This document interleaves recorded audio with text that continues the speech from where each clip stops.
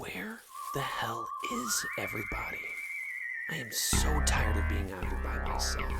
I swear to God, if this thing isn't over soon, I am going down to the fucking store and I am getting me a Hot Rod magazine. Here comes the spooky!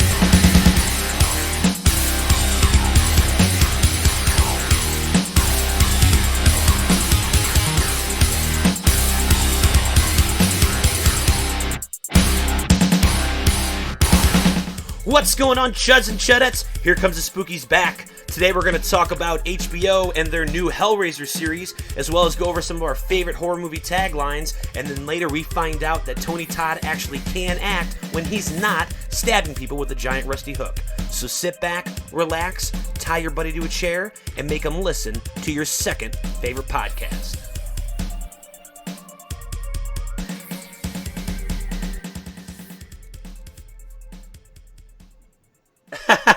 Forced laughter, like we were talking about something off air before we came in. And then he pulled the fucking banana out of the cop's pocket. Welcome back, everybody. Here comes the Spookies back at you with episode 21. Today, we've got a special guest right here with us today.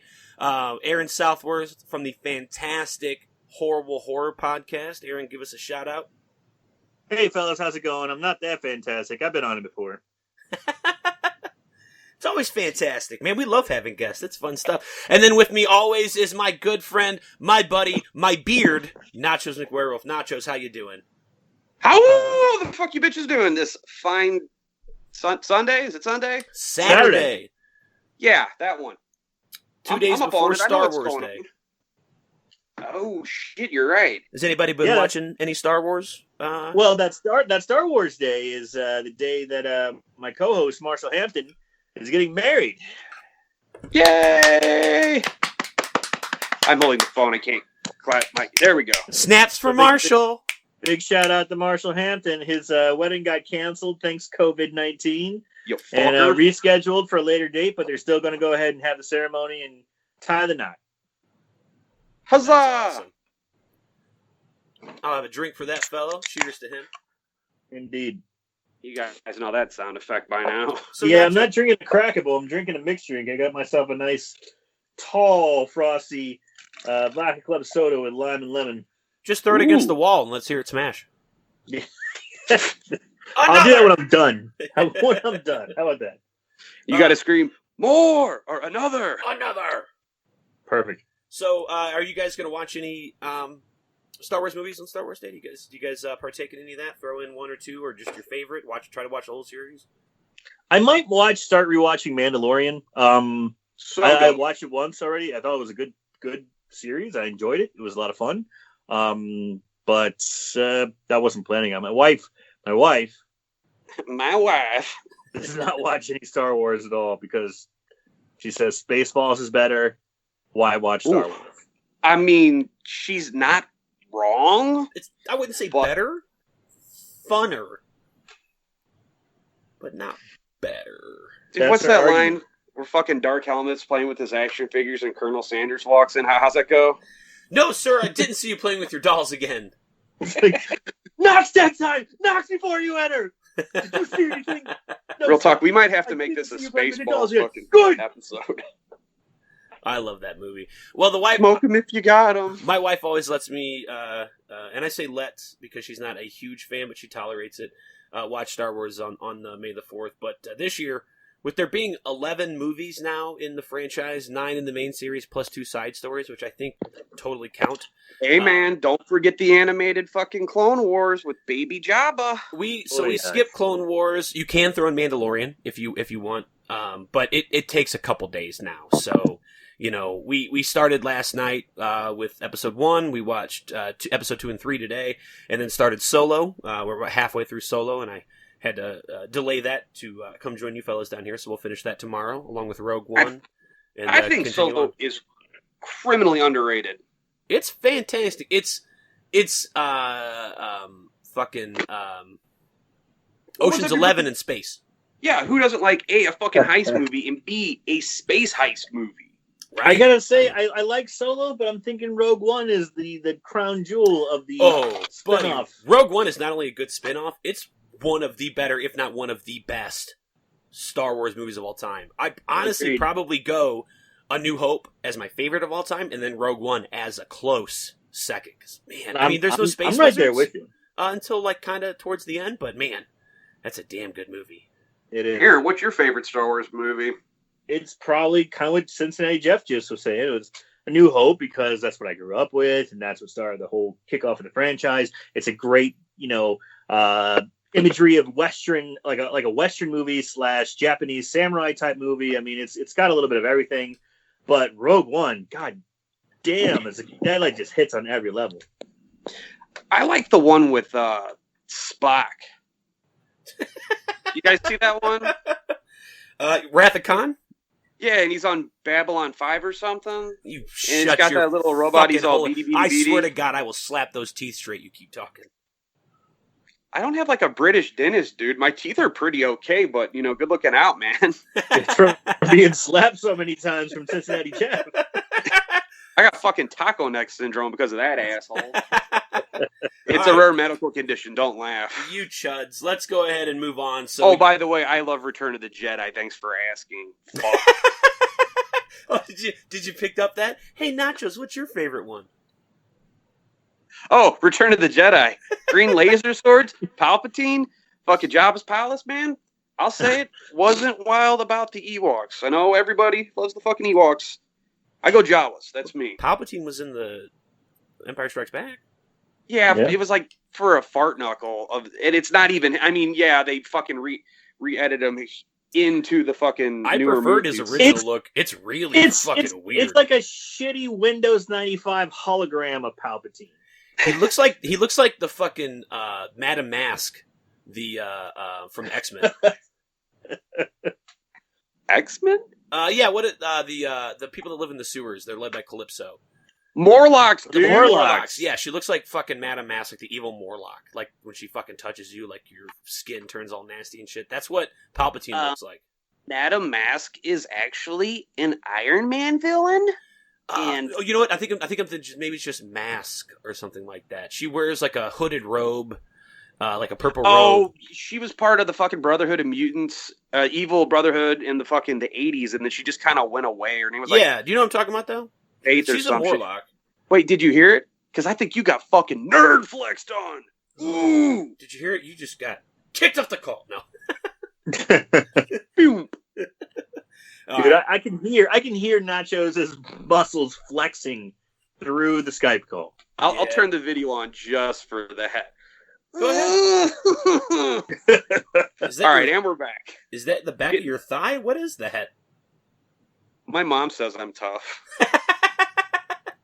Tougher than a $2 steak. That's cool. What color's Ginny's car in Friday the 13th Part 2, you dumb piece of shit? Yellow. Yeah, it's red, big dum-dum. Anyway, let's go ahead and get started with the episode, gentlemen, shall we? Sounds good. Before we get to the movie itself, we got a couple of talking points here. First one up, HBO has made a deal to develop a series from the classic horror franchise Hellraiser with the Halloween Helmer, David Gordon Green, set to direct the pilot and several more initial episodes that brings to the small screen for the first time Pinhead, the iconic pincushion domed villain, who is in charge of the pasty-faced villains from hell known as the Cenobites. I'm pretty excited about that. Dude, yes. Aaron, thoughts? I'll let you go first. I'm honestly not a huge Hellraiser guy. Number 1 was good. Number 2 was good. 3, 4. 2 is good. That's where I jump off after 4. I mean, in case the listeners haven't heard me say that in fucking practically every episode since the beginning of the podcast. Yeah, I think it was directed by Mick Garris. It was. He's a Cenobite. He's McMaster Mick. And he's seedy, man. He just whips his hair back and forth, his fucking beautiful head of voluptuous hair. He's Captain Awesome DJ. I think I was supposed to be talking here, Nachos. Yeah, you're right. And we're back. Shaboom. But I'm sorry, I don't have much to say. I just haven't never really been too much of a Hellraiser kind of guy. I got a lot of friends who are way more into it than me. Yeah, I guess I'd be interested, especially HBO. HBO does a lot of excellent stuff, so I'm intrigued by that fact.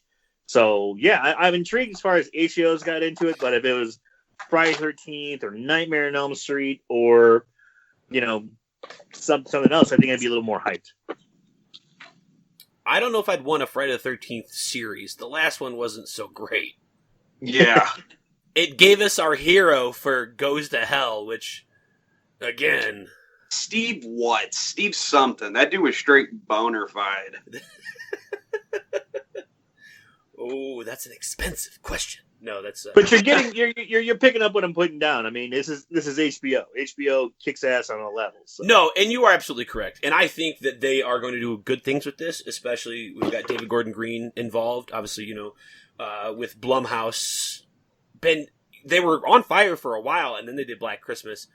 So I would say kind of hit or miss recently, but doing more good than harm to the horror genre for sure right now. So I do appreciate it. So I'm going to give you the benefit of the doubt and say that I'm really excited for it. I'm fucking pumped. The series needs a shot in the arm. Absolutely. It does need an injection of cool. Yeah. The remake, the last one that came out, was actually pretty all right. I enjoyed it. The new guy who played Pinhead was very good. Outside of Doug Ramsey, that was a pretty good one. Yeah. Doug Bradley, thank you. No, you're good, man. Sorry, I've been drinking. It's okay. Jesus and I love you. Ew. Anyway.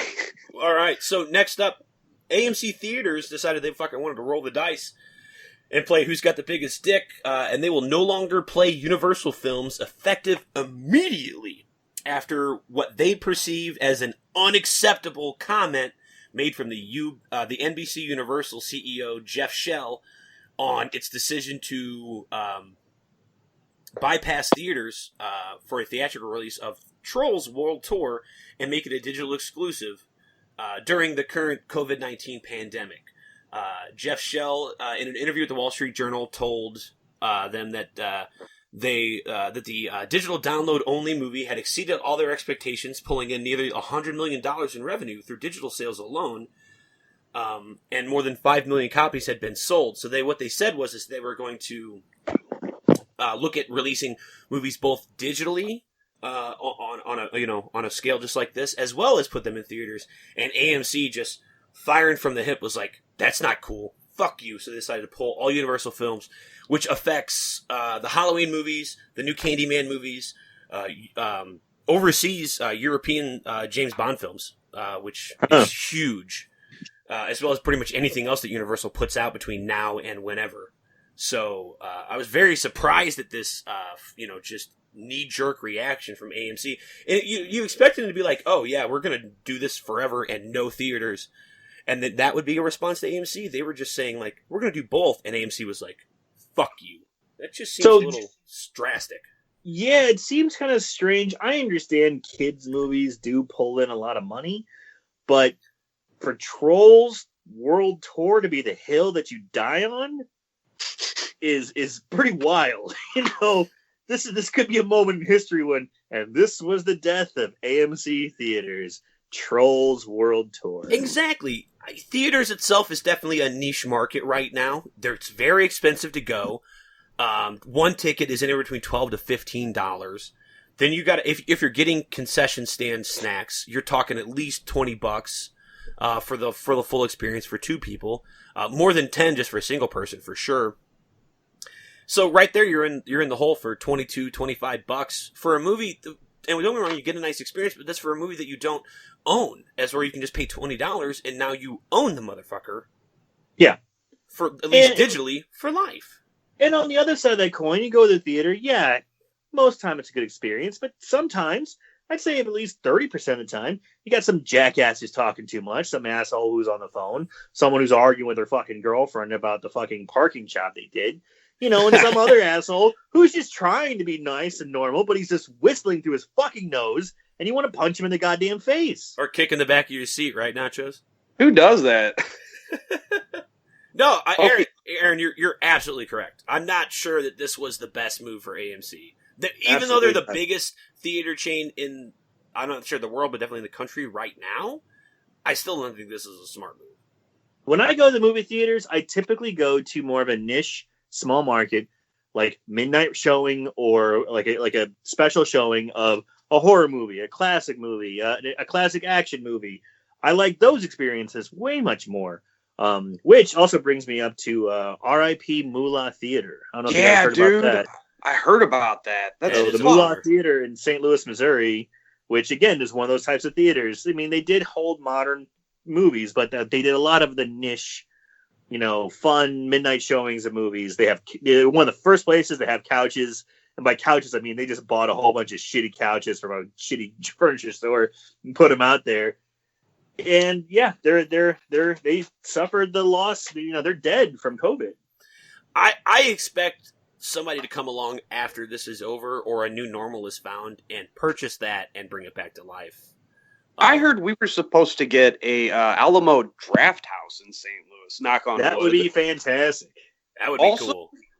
Why did they need to expand on the Troll universe? Did you guys see Troll 2? Why do you need to make sequels to that? I'm not sure that's the same franchise. Oh. This is Trolls with an S. Yes. Oh, not with the Z? Trolls.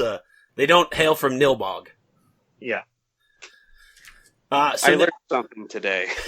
So next up, the documentary team that brought you the In the Search of Darkness documentary, which was based on 80s horror and the phenomenon that it is now doing one based on 80s sci-fi called In Search of Tomorrow. I saw this. So they're In Search of Darkness. I caught it on Shudder. I was too late to back it on Kickstarter, which you can do right now with In the Search of Darkness up until May 19th. I'm sorry, In Search of Tomorrow. You can back this. You get like a 4-hour documentary with a bunch of special features, tons of interviews with like Ridley Scott, Sigourney Weaver, pretty much anybody that was in a sci-fi movie, right? John Carpenter, because they're lumping in things like like movies like The Thing, and like crazy shit like that. This thing looks really cool. I loved the In the Search of Darkness with all the slasher and horror movie stuff, so I'm very excited for this. So if anybody's out there and wants to back it, you can go to Kickstarter and look this up. Do you think Star Beast is going to be on that? Wait, Star Blast. Star Blast, the one where the dude's got the fucking Mega Man cannon and just goes around and shoots shit. That's the movie. I hope Project Metal Beast is on there. I hope Night Beast is on there. I love that goddamn movie. There's so many good ones, and I think there's going to be a good amount of cross-genre movies as well. So I think that'd be fun. Like, Alien and Aliens, for sure. Alien very much being a horror movie. But Alien Resurrection better be on there. Well, I think it's mostly 80s based. All 80s, yeah. Well, okay. So you're not going to see like Event Horizon on there. Maybe alluded to or even talked about at the end. But yeah. Because In the Search of Darkness, they talk about how the 80s horror set up later movies and the genre and the franchises. So it was really cool, and I'm looking forward to it. And then last up here, we've got an article that was posted yesterday on Bloody Disgusting, talking about how Resident Evil needs to bring back the spiders. So, not that it's spoiling any stories, but the remake of both Resident Evil 2 and 3 do not include any giant spider enemies, which I find to be one of the more terrifying, if not the scariest, of all the enemies, because I've just got arachnophobia. And then when giant fucking spiders are bigger than you, it really fucking sets me on edge. Even when I still play those old games. Hashtag, where's my spiders at, dog? Nachos and I bitched about it when the remake came out. I was like, man, really loved Resident Evil 2 remake. No spiders. Resident Evil 3 came along. First fucking thing I said was no spiders. You had spiders in Zero for a little bit. You had them in the first one, plus the remake of the first one. You had them in the original 2. You had them in the original 3. And you had them in Code Veronica. And I like how they switched it up. They weren't like big fuzzy wolf spiders. They were more like gangly, spooky skeletal spiders. Yeah, they instead of like being like giant tarantulas, they were more like Black Widow type spiders. Yeah. Which was really cool. Totally disagree. I really don't like the spiders in 2 and 3. I feel like they're forced. In the first one, it makes sense because you have the giant snake, you have crows, you have the rabid dogs, you have spiders. I mean, that all makes sense. But it just feels forced to have these giant fucking spiders And in number 2 and number 3, in the first ones, you can run past them with absolutely no concern. The most non-threatening characters in the game. They're the easiest to avoid. I'm fine with losing them. You know what? Oh, go ahead. I see the spiders in 2 and 3 obviously just being a byproduct of them just getting loose from the mansion area in the first one, making their way to the sewers, which is where you run into them in 2 and 3. So I just kind of played it off as like, oh, they just get loose, just like the zombies and shit do in 2, and then obviously which starts 3. So that's just kind of my take on it. But I mean, you get a giant alligator in 2. I don't see why there's an issue with giant spiders. Why aren't there giant rats? That'd be great. Yeah, I would much rather have giant rats than giant spiders. I loved the giant spiders. They were creepy. Is there a giant moth, or am I thinking Silent Hill? There is a giant moth. Code Veronica. In 2. Remember, it's in that big room. Oh, yeah, the old one. God damn, that thing was so non-threatening, I just totally disregarded it. Yeah, it just sits there. If you hit it with a couple of grenade rounds, it goes down real fast. I think one shot with the flame rounds. Yeah, it just fucking goes right away. But there's also the moths in Code Veronica as well. Yes. Yeah. Just imagine that, like, you're driving around Raccoon City, and from the Arkley fucking mountain just comes a spider the size of a bus just fucking going down the street like, what's up, guy? Yeah, I think you even fought. It was a new boss, right, in the remake of 1, where it was like a giant spider. I want to say. Yeah, it had a name. It was like Black Wolf or some shit like that. Aragog. Kyle. His name is Kyle. Aragog. It was Kyle, that goddamn spider. Kyle the spider. He was in Acculomantula, Aragog. It was the same spider in Harry Potter. He just had the 2 acting jobs. That was it. And then he retired. He's like, let's go Shelob. Why not? Let's throw in all giant spiders. All right. So that's all I got. So before we get started with the movie itself, where and when was the first time you guys saw Night of the Living Dead 1990? Aaron, guests go first, so please, where was the first time you saw this movie? So I think the first time I saw this movie was actually something Marsh and I used to do when we were kids. It was probably 91. It was 90, maybe 90. No, it probably had to be 91 because it was like we would go to haunted houses, and then before when we get back from the haunted houses, stay at Nia's house, and we just watch horror movies until we couldn't stay awake anymore. So it was actually, I believe, with Marshall Hampton, and we watched it, and I was just mesmerized. It was my first real exposure to zombies, other than the classic, which I think I watched with my parents when I was like 8 or 9. I wasn't really paying attention, but holy shit, it left an impression. All right, Nachos, how about you, buddy? all right. So I think the first time I saw this, I was at the Zinken house because they had this fucking massive cabinet of VHSs. And I just remember looking at the cover and I'm like, what is this? I was probably, I don't know, like 9 or 10. And then I think I saw it. And no, I actually saw it on fucking Monster Vision. And happy late birthday, Billy. There you go. That's all I got. For me, I didn't see this until much later in my horror movie life. This was like 2009. Oh, damn, dude. Oh, wow. Well, so I always thought for the longest time that this was just like one of those cheap color prints of the original 68 version. You know, like sometimes like Manos Hands of Fate, maybe that's not a good one. I'm trying to think of like some old black and the white movies that have been like badly colored. Where they the like Thing, like, the old Thing. Yes, the old Thing, right? It has like a pastel look to every color. It's very weird. The hues are off, and I just thought that was it. Because I would just see it at a glance, and I'm like, well, I like the original. I don't mind the black and white so much. And that was my thing. The first time I caught the black and white was on TV somewhere, and I've never been one of those people that's been turned off by black and white. I mean, I love the Three Stooges, so that never bothered me. So I just didn't really need to see a color print of it until I'd found out that this was actually a remake. Yeah, I think Ted Turner was doing a lot of those colorized flicks. I think that was like his thing. That was his thing. Yeah, he was restoring films, but also with restoring them, he was like, let's add color. Sure, why not? Now brought to you in Technicolor. Ted Turner, the head turner. He did a lot to restore films, but he also kind of made them weird with the colorization. Destroyed them at the same time. Yeah. Created a monster. So this is not a Video Nasty. This is not on our Hello Nasty list. We will get back to those one day for sure. Probably with Dead and Buried. That's a good one. Directed by none other than Tom Savini himself, which is very surprising. The first time I had watched this movie, I was like, whoa, Tom Savini directed this? The special effects master? The king of gore? That's right. So that was actually really, really fun. I'm not sure, but I believe this was his first time directing. I believe it was, yeah. So I thought that was pretty cool. Piece of trivia there. So let's go ahead and meet our casualties.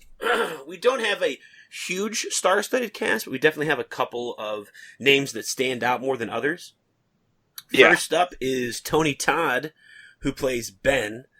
Everybody should know who Tony Todd is for sure. He's fucking Candyman. He was in The Crow. He was in Wishmaster, Final Destination, The Rock. He was Candyman?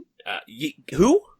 Which Candyman was he in? Hey, don't Was say he in Candyman 1, Fuck. Candyman 2, Candyman... Oh, Stop fuck. saying it. Now he's going to show up. Yeah, then I gotta give him a paycheck. He was also Reverend Zombie in the Hatchet movies. Candyman was? Son of a bitch. Just going to summon him, just like Candle Jack. Whoa! Whoa, whoa, whoa. Almost said Beetlejuice. Oh. All right. Did you just say Beetlejuice? I did, and then I heard it, and I was like, I better add the... I just see Beetlejuice coming out of the yarmulke. You know I don't roll on Shabbos. Am I right? Next up, we've got Patricia Tallman, who plays Barbara. She was in Tales from the Dark Side, Monkey Shines, and she was the evil witch in Army of Darkness. You got Tom. Yeah, I believe she also did stunt work in Jurassic Park. Who was she in Jurassic Park? She did stunts. She was a stunt woman. For like Laura Dern? No, guess. for the Dilophosaurus. Hey, she's a real skinny gal. I'm just saying. For Newman. She was a stunt double for Samuel L. Jackson. Obviously, yeah. We've got. She was the arm. She was the arm. My arm gets acting credit for that film. So we also got Tom Towles, who plays Harry Cooper. He was in actually quite a few horror movies. He's in Henry, Portrait of a Serial Killer. I believe he's got the... He's Henry. No, he's not Henry. Oh, yeah. You're right. He's not Henry. Michael Rooker's I Henry. can't believe it's not Henry. Yeah, I think he's Henry's buddy, like the supporting, like his best friend, quote. I think his name's Floopy.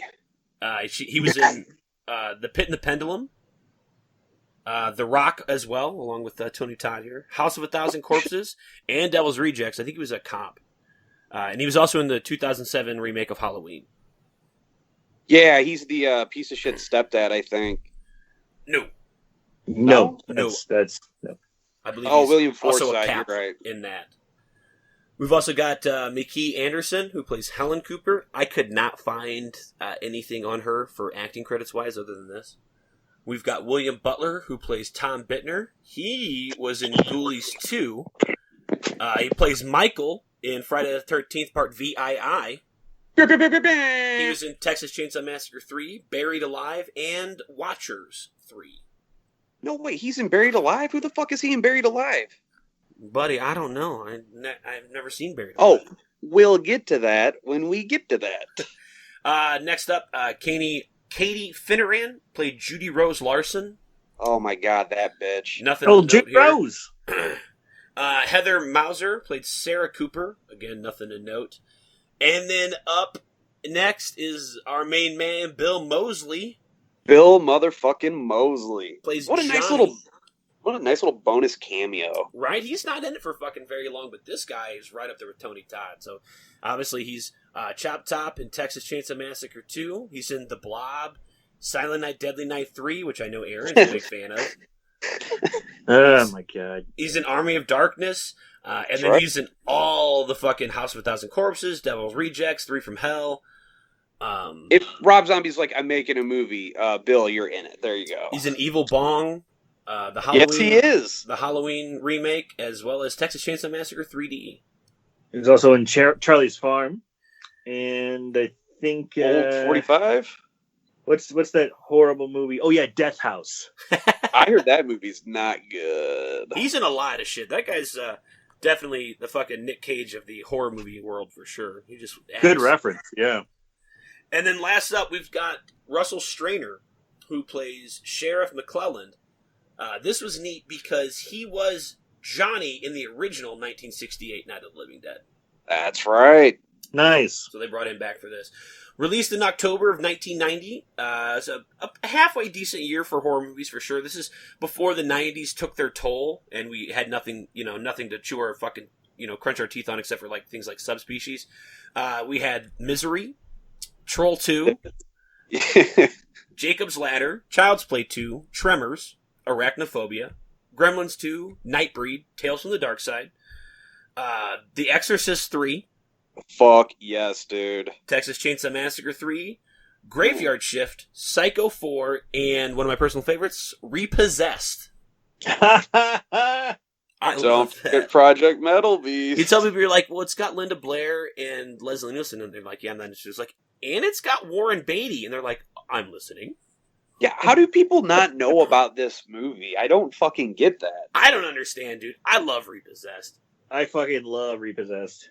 I have that on a DVD combo with My Boyfriend's Back. I fucking Nice. love this movie. I do love My Boyfriend's Back. So how to watch this movie? Ooh, There's not good call. a ton of ways to watch it. You definitely find it streaming. I believe it's on Amazon Prime right now, if I'm not incorrect. You can also get it on VHS, DVD. There's a couple of just standard DVDs. They're not really bare bones. They've got a couple of special features on there and commentary by Tom Savini. And then there were 2 Blu-ray releases that I think were both limited and both European only. You got the UK Blu-ray release from Twilight Time. They only did like 3,000 of these. And then Umbrella Their Entertainment, which Yes. is like an Australia company, they also did like a Region B or Region 2 Blu-ray. So nothing released here in the States. So if you see like a Blu-ray for it, it's most likely one of those like video on demand images. It's still good to buy and probably a good quality, probably a rip of one of the other Blu-ray releases, but there's been no official Blu-ray release here. I'm pretty sure that Umbrella one is fucking like the legit one. That Twilight one you were talking about, out of print, fucking impossible to find. Yeah. It's gonna set you back if you want to peruse eBay for that. So the ones that I did find on eBay that were like region free had all the Twilight Time features. That's why I believe that it's like a rip of that. Gotcha.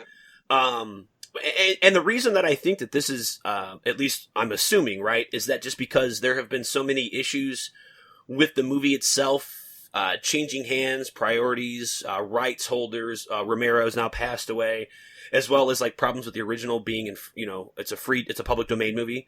I think have maybe held this up from actually getting a solid Blu-ray release here in the States. I could be wrong, but it seems like these companies that get them are like small-time companies that buy it for a short period of time and release what they can in that little window, and then they cut it off. Just fighting for scraps like a true zombie. Now, who did this movie? Was this MGM, right? I want to actually say this is Columbia. No. You're right. Columbia or you're right. TriStar. It's one or the other. It's the chick from Monster Squad. No, that's the horse. I'm fucking tripping. I know that one of the producers was Miam Golem, from the Cannon flicks. Really? Yeah. Or was it Globulus? I don't know. They both have fucking... No, it was Golem, Miam Golem. Anyway, whatever. Splitting hairs. All right, you guys ready to horse around with some maniacs? Let's do it. All right. Our film opens up with Johnny and Barbara driving to an isolated cemetery to visit their mother's grave. When Johnny starts giving her shit about how the dead are coming to get you out of the graves. I'm coming to get you, Barbara. I love it. Just a classic reference to the old school line. They continue to discuss the necessity of constantly having to drive out and visit their mother's grave, with Johnny fucking shittily commenting that their mother purposely had herself buried 200 miles away from the closest glass of beer. Right. Great line. Great That line. line stuck with me. And I'm thinking 200 miles. Fuck you, Mom. Damn, Mom. Yeah, I'll send you a postcard to your fucking grave or Right, whatever. and I just got to call bullshit right there, because considering Evans City is only 5 miles away, according to Harry later on. You tell me Could be Evan- a dry county. Could be a dry county. There you go. Put me in my place. Shut up, Cincinnati. As our two pull up near the gravesite, And I noticed this time. I'd never noticed before. Johnny straight up pulls onto the fucking grass and like drives between gravestones instead of just fucking parking the car on the road, dude. What a piece of shit. Because Johnny gives zero fucks. You see those driving gloves he's wearing? The guy's fucking balling. I'd imagine. Oh, go ahead. Oh, go ahead, buddy. Go ahead. Like those protect his hands from pimp smacking. So like when he gets out, he fucking puts some powder on and just fucking gives Barbara one for not shutting up. So they continue to bicker as Johnny teases Barbara more about the horny undead coming to get her. And Johnny then spots a man off in the distance while they're walking to the grave. This man begins to... them now. He's stumbling their way, and as he gets closer, he trips into Barbara and scares the shit out of her with his mumblings of how he's very sorry. I'm sorry. Then as he walks off, we get to see this large bleeding head wound that he's sporting. And Johnny tries to call out and see if they can do anything to help this man when suddenly a zombie jumps up out of nowhere and attacks them both. Boom! Jump scare! I did like the beginning because this is a deviation from the original. Because in the original, it was just, the zombie who is lumbering towards them. So you see the guy in the background, and you're thinking, okay, here it comes. And, it's just a confused old man with a head injury. Right? It's just kind of a, red herring to throw you off the scent real quick, and then they fucking get you out of nowhere, a little jump scare. Well done. Savini, I don't know what I was going to say. Go ahead. Savini surprise! There we go. So the zombie now pins Barbara to the ground as Johnny tries his best to pull him off of her. She stabs him constantly with the metal stake from her fake cemetery flowers and accidentally hits Johnny in the hand one time. Johnny then eventually wrestles the zombie away, but he trips over his own 2 feet and falls to the ground, breaking his neck and smashing his skull on the side of a tombstone, busting it wide open before just dying. Barbara freaks the fuck out, stamps the zombie one last time with her cheap-ass fucking cemetery flowers, and then heads back to the car, passing an empty casket and hearse along the way. So we got a kill, right? We do. That's our first kill. Yeah, number one. So what did you guys think of that effect overall? What'd that, buddy? What did you guys think of that effect? Bill Moseley hits his head and snaps his neck? Yes. It actually looks pretty good, in my opinion. I agree. I mean, I know I've heard a lot of people kind of poo-poo it because it's it's pretty clearly a dummy, but I think it's done well enough, and the hit looks legit. It's like, God damn, yeah, you're dead. Yeah, they definitely weighted that dummy down because, or just they used the special product as a tombstone because it's not like he doesn't hit it and then bounce off of it, right? So it's either a weighted dummy or an actual fucking piece of granite rock that they bust him on. Either way, though, I think it looks pretty good. I agree. Can you guys hear me? Yes. Okay, cool. I thought I got disconnected for a second. Unfortunately, yes, we can. So I think you guys probably already tackled it. It was a dummy head on the fucking real concrete. Yeah. And a lot of that shit when they're fighting the zombie, it's classic Savani. You take like the rubber head with a real prop and then like the real head with a rubber prop. You mix it up so you can't really tell the difference kind of thing. Yeah. And we're back. So I had to look up how to spell hearse. I apparently never tried to write or spell that word before, so that was interesting for me. H-U-R-S-T? Hearst? H-E-A-R-S-E. Well, fuck me. I thought it was spelled like hearse, similar to like Durst, like Fred Durst, Fred Hurst. But it's not. But anyway, moving on to the movie. My bad grammar and spelling aside. Barbara sees another sharp-dressed man nearby as she calls out to him for help. But what she doesn't notice is that his bare ass, and for those of you that have called me out on it before, 6 minutes and 7 seconds in, we get fucking hairy man ass. We get Bill butt. No boobies. Bill Moseley was right, man. He's like, they are horny and they are coming for you, Barbara. No boobies in this movie. We sure as hell get a lot of man ass. Zombie was straight stripping for the dick dipping. Right? He was fucking after Barbara's fucking skinny ass. So it's hanging out the back of his fucking burial suit, which I thought was, again, neat. I didn't know, and I don't know if this is true or not, if they actually cut the suits down the back and fit them over the dead body. I just always assumed they just stood it up like a mannequin and just dressed it. So... Now, A buddy's dad of mine was a fucking funeral dresser at the joint in Collinsville up by the library. Yeah, that's how they used to do that. I did not know that. I can vouch for that. I'm not going to name drop, though. So as he lumbers towards the car like a man doing the 4 a.m. boner pee-pee walk, which I'm sure we've all had to do sometime in time. There you go. His suit falls off to reveal that he was recently prepped for burial and cremation, or not cremation, but embalming, and is likely the man from the nearby empty casket that she had passed by earlier. As Barbara frantically searches for the keys, Zombie 1 grabs a rock and breaks the window because zombies can use tools, Marshall. Yes.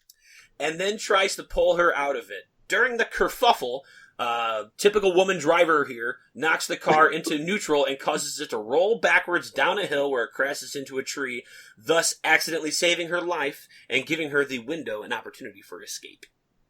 So did you hear the whole story about this car and how it was like Tom Savani's old car? Yeah, this is a fun story. Oh, I'll softball it over to you. Go ahead. So this was Tom Savani's one, like his first car he ever bought when he was making money. I want to say it's like a European import, like a Mercedes or something like that. I'm not 100% sure. I think it was Mercedes, but I think it was. And he was very sad to crash it. However, during filming, one of the locals noticed that the airbags didn't deploy, and he sent in some footage with it and was actually rewarded with a new car of his own because he called it out.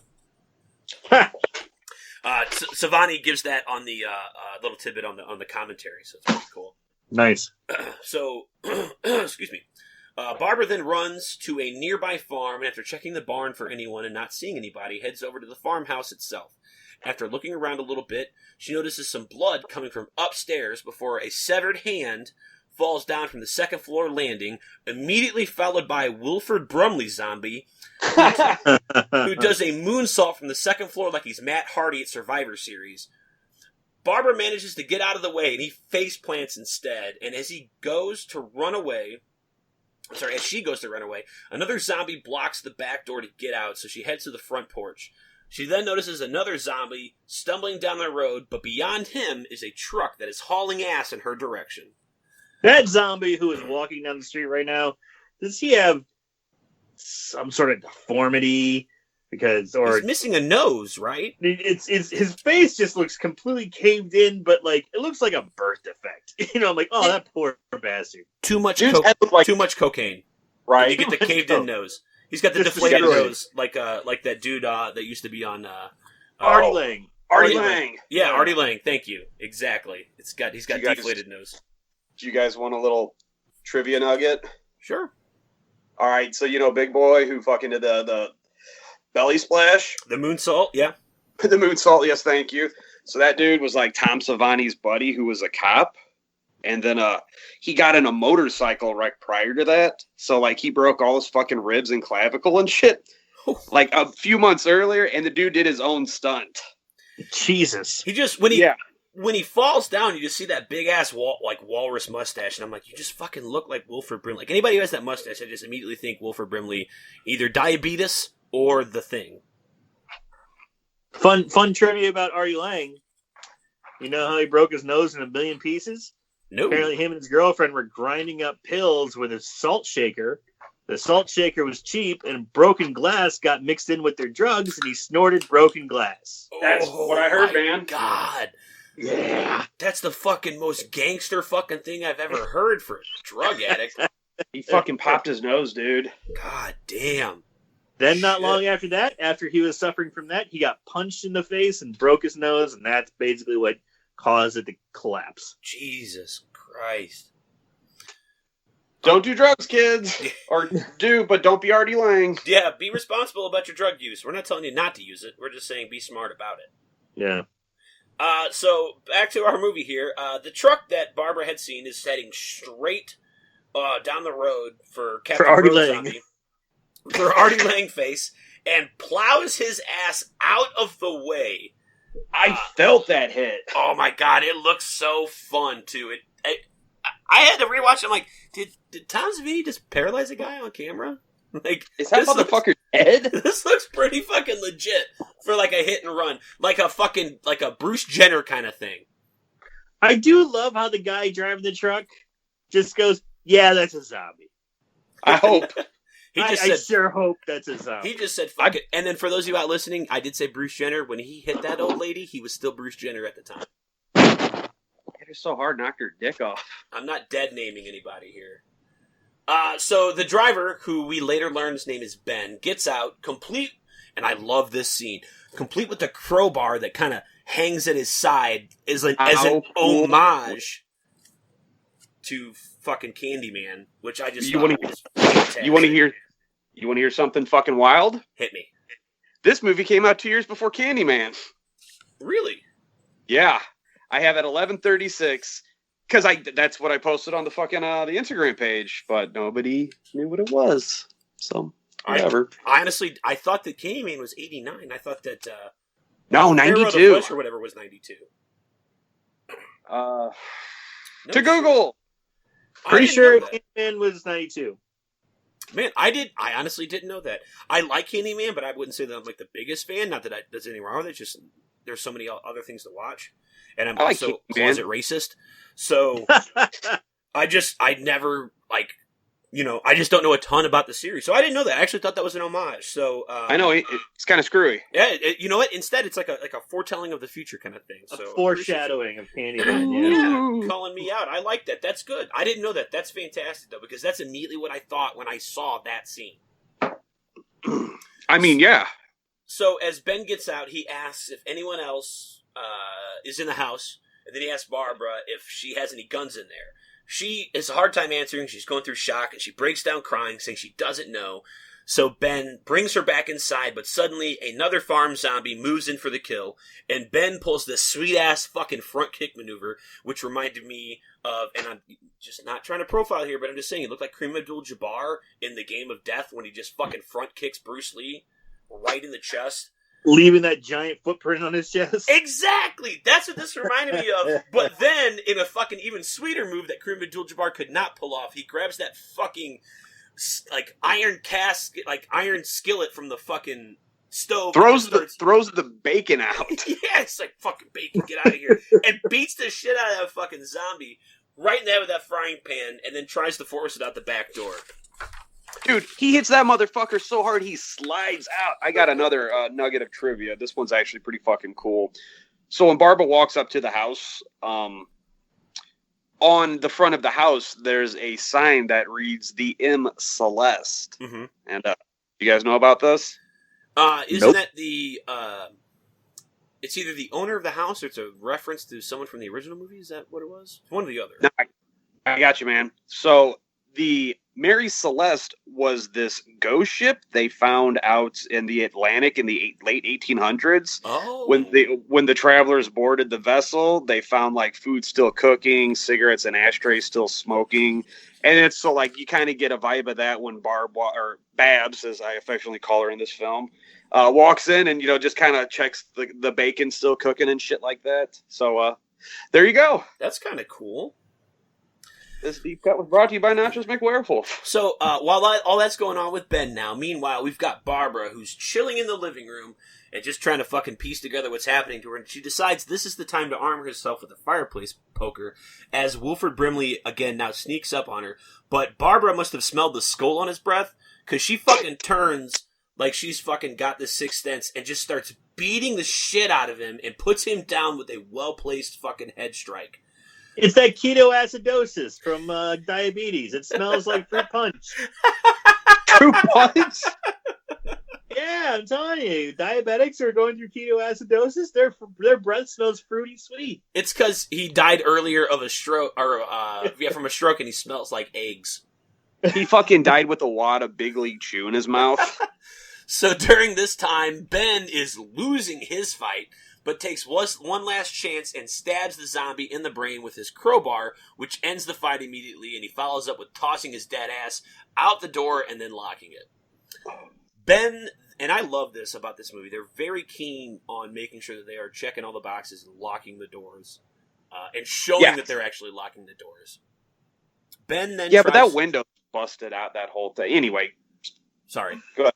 No, you're good. Ben then tries to talk to Barbara, who is definitely in shock at this point and not able to provide any useful information or answers to his questions when he fully introduces himself. And they then hear this noise as something is trying to open the front door. Ben goes outside to see that a couple more zombies have started to gather, and you even see the Roadmaster, Broken Back, fucking, like, still kicking, and, like, even though his fucking spine and legs are going one way, and he's fucking just, like, not having any of it, he's like, I'm gonna get me that fucking driver, and just army crawling his way to fucking, over to fucking Ben. I love it so much. The Broken Back Roadmaster. That's the best name for a zombie ever. I broke back zombie, but Roadmaster, that's good.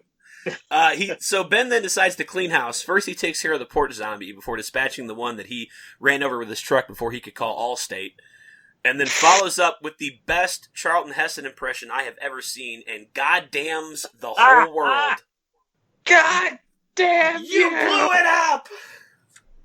You know, it's like, come on, Tony Todd, why are you even trying to do that? You know they're never going to nominate this fucking horror movie. Is Sorry, he buddy. God-damning God? God damn you! God damn you! I think he said, maybe the second time he says, God damn you all? I forget. He said, God's damns yous. No, that's He is selling it for the people in the cheap seats. He is going off. And I kind of loved it. It was good. It's good. In the intro, I talk about it. I'm like, hey, we finally find out that Tony Todd can act outside of just fucking stabbing people with a rusty hook. Yeah. So, after going back inside now and then locking the front door, which I'd love to see, right? Not leaving that shit fucking wide open, which I have a big problem with.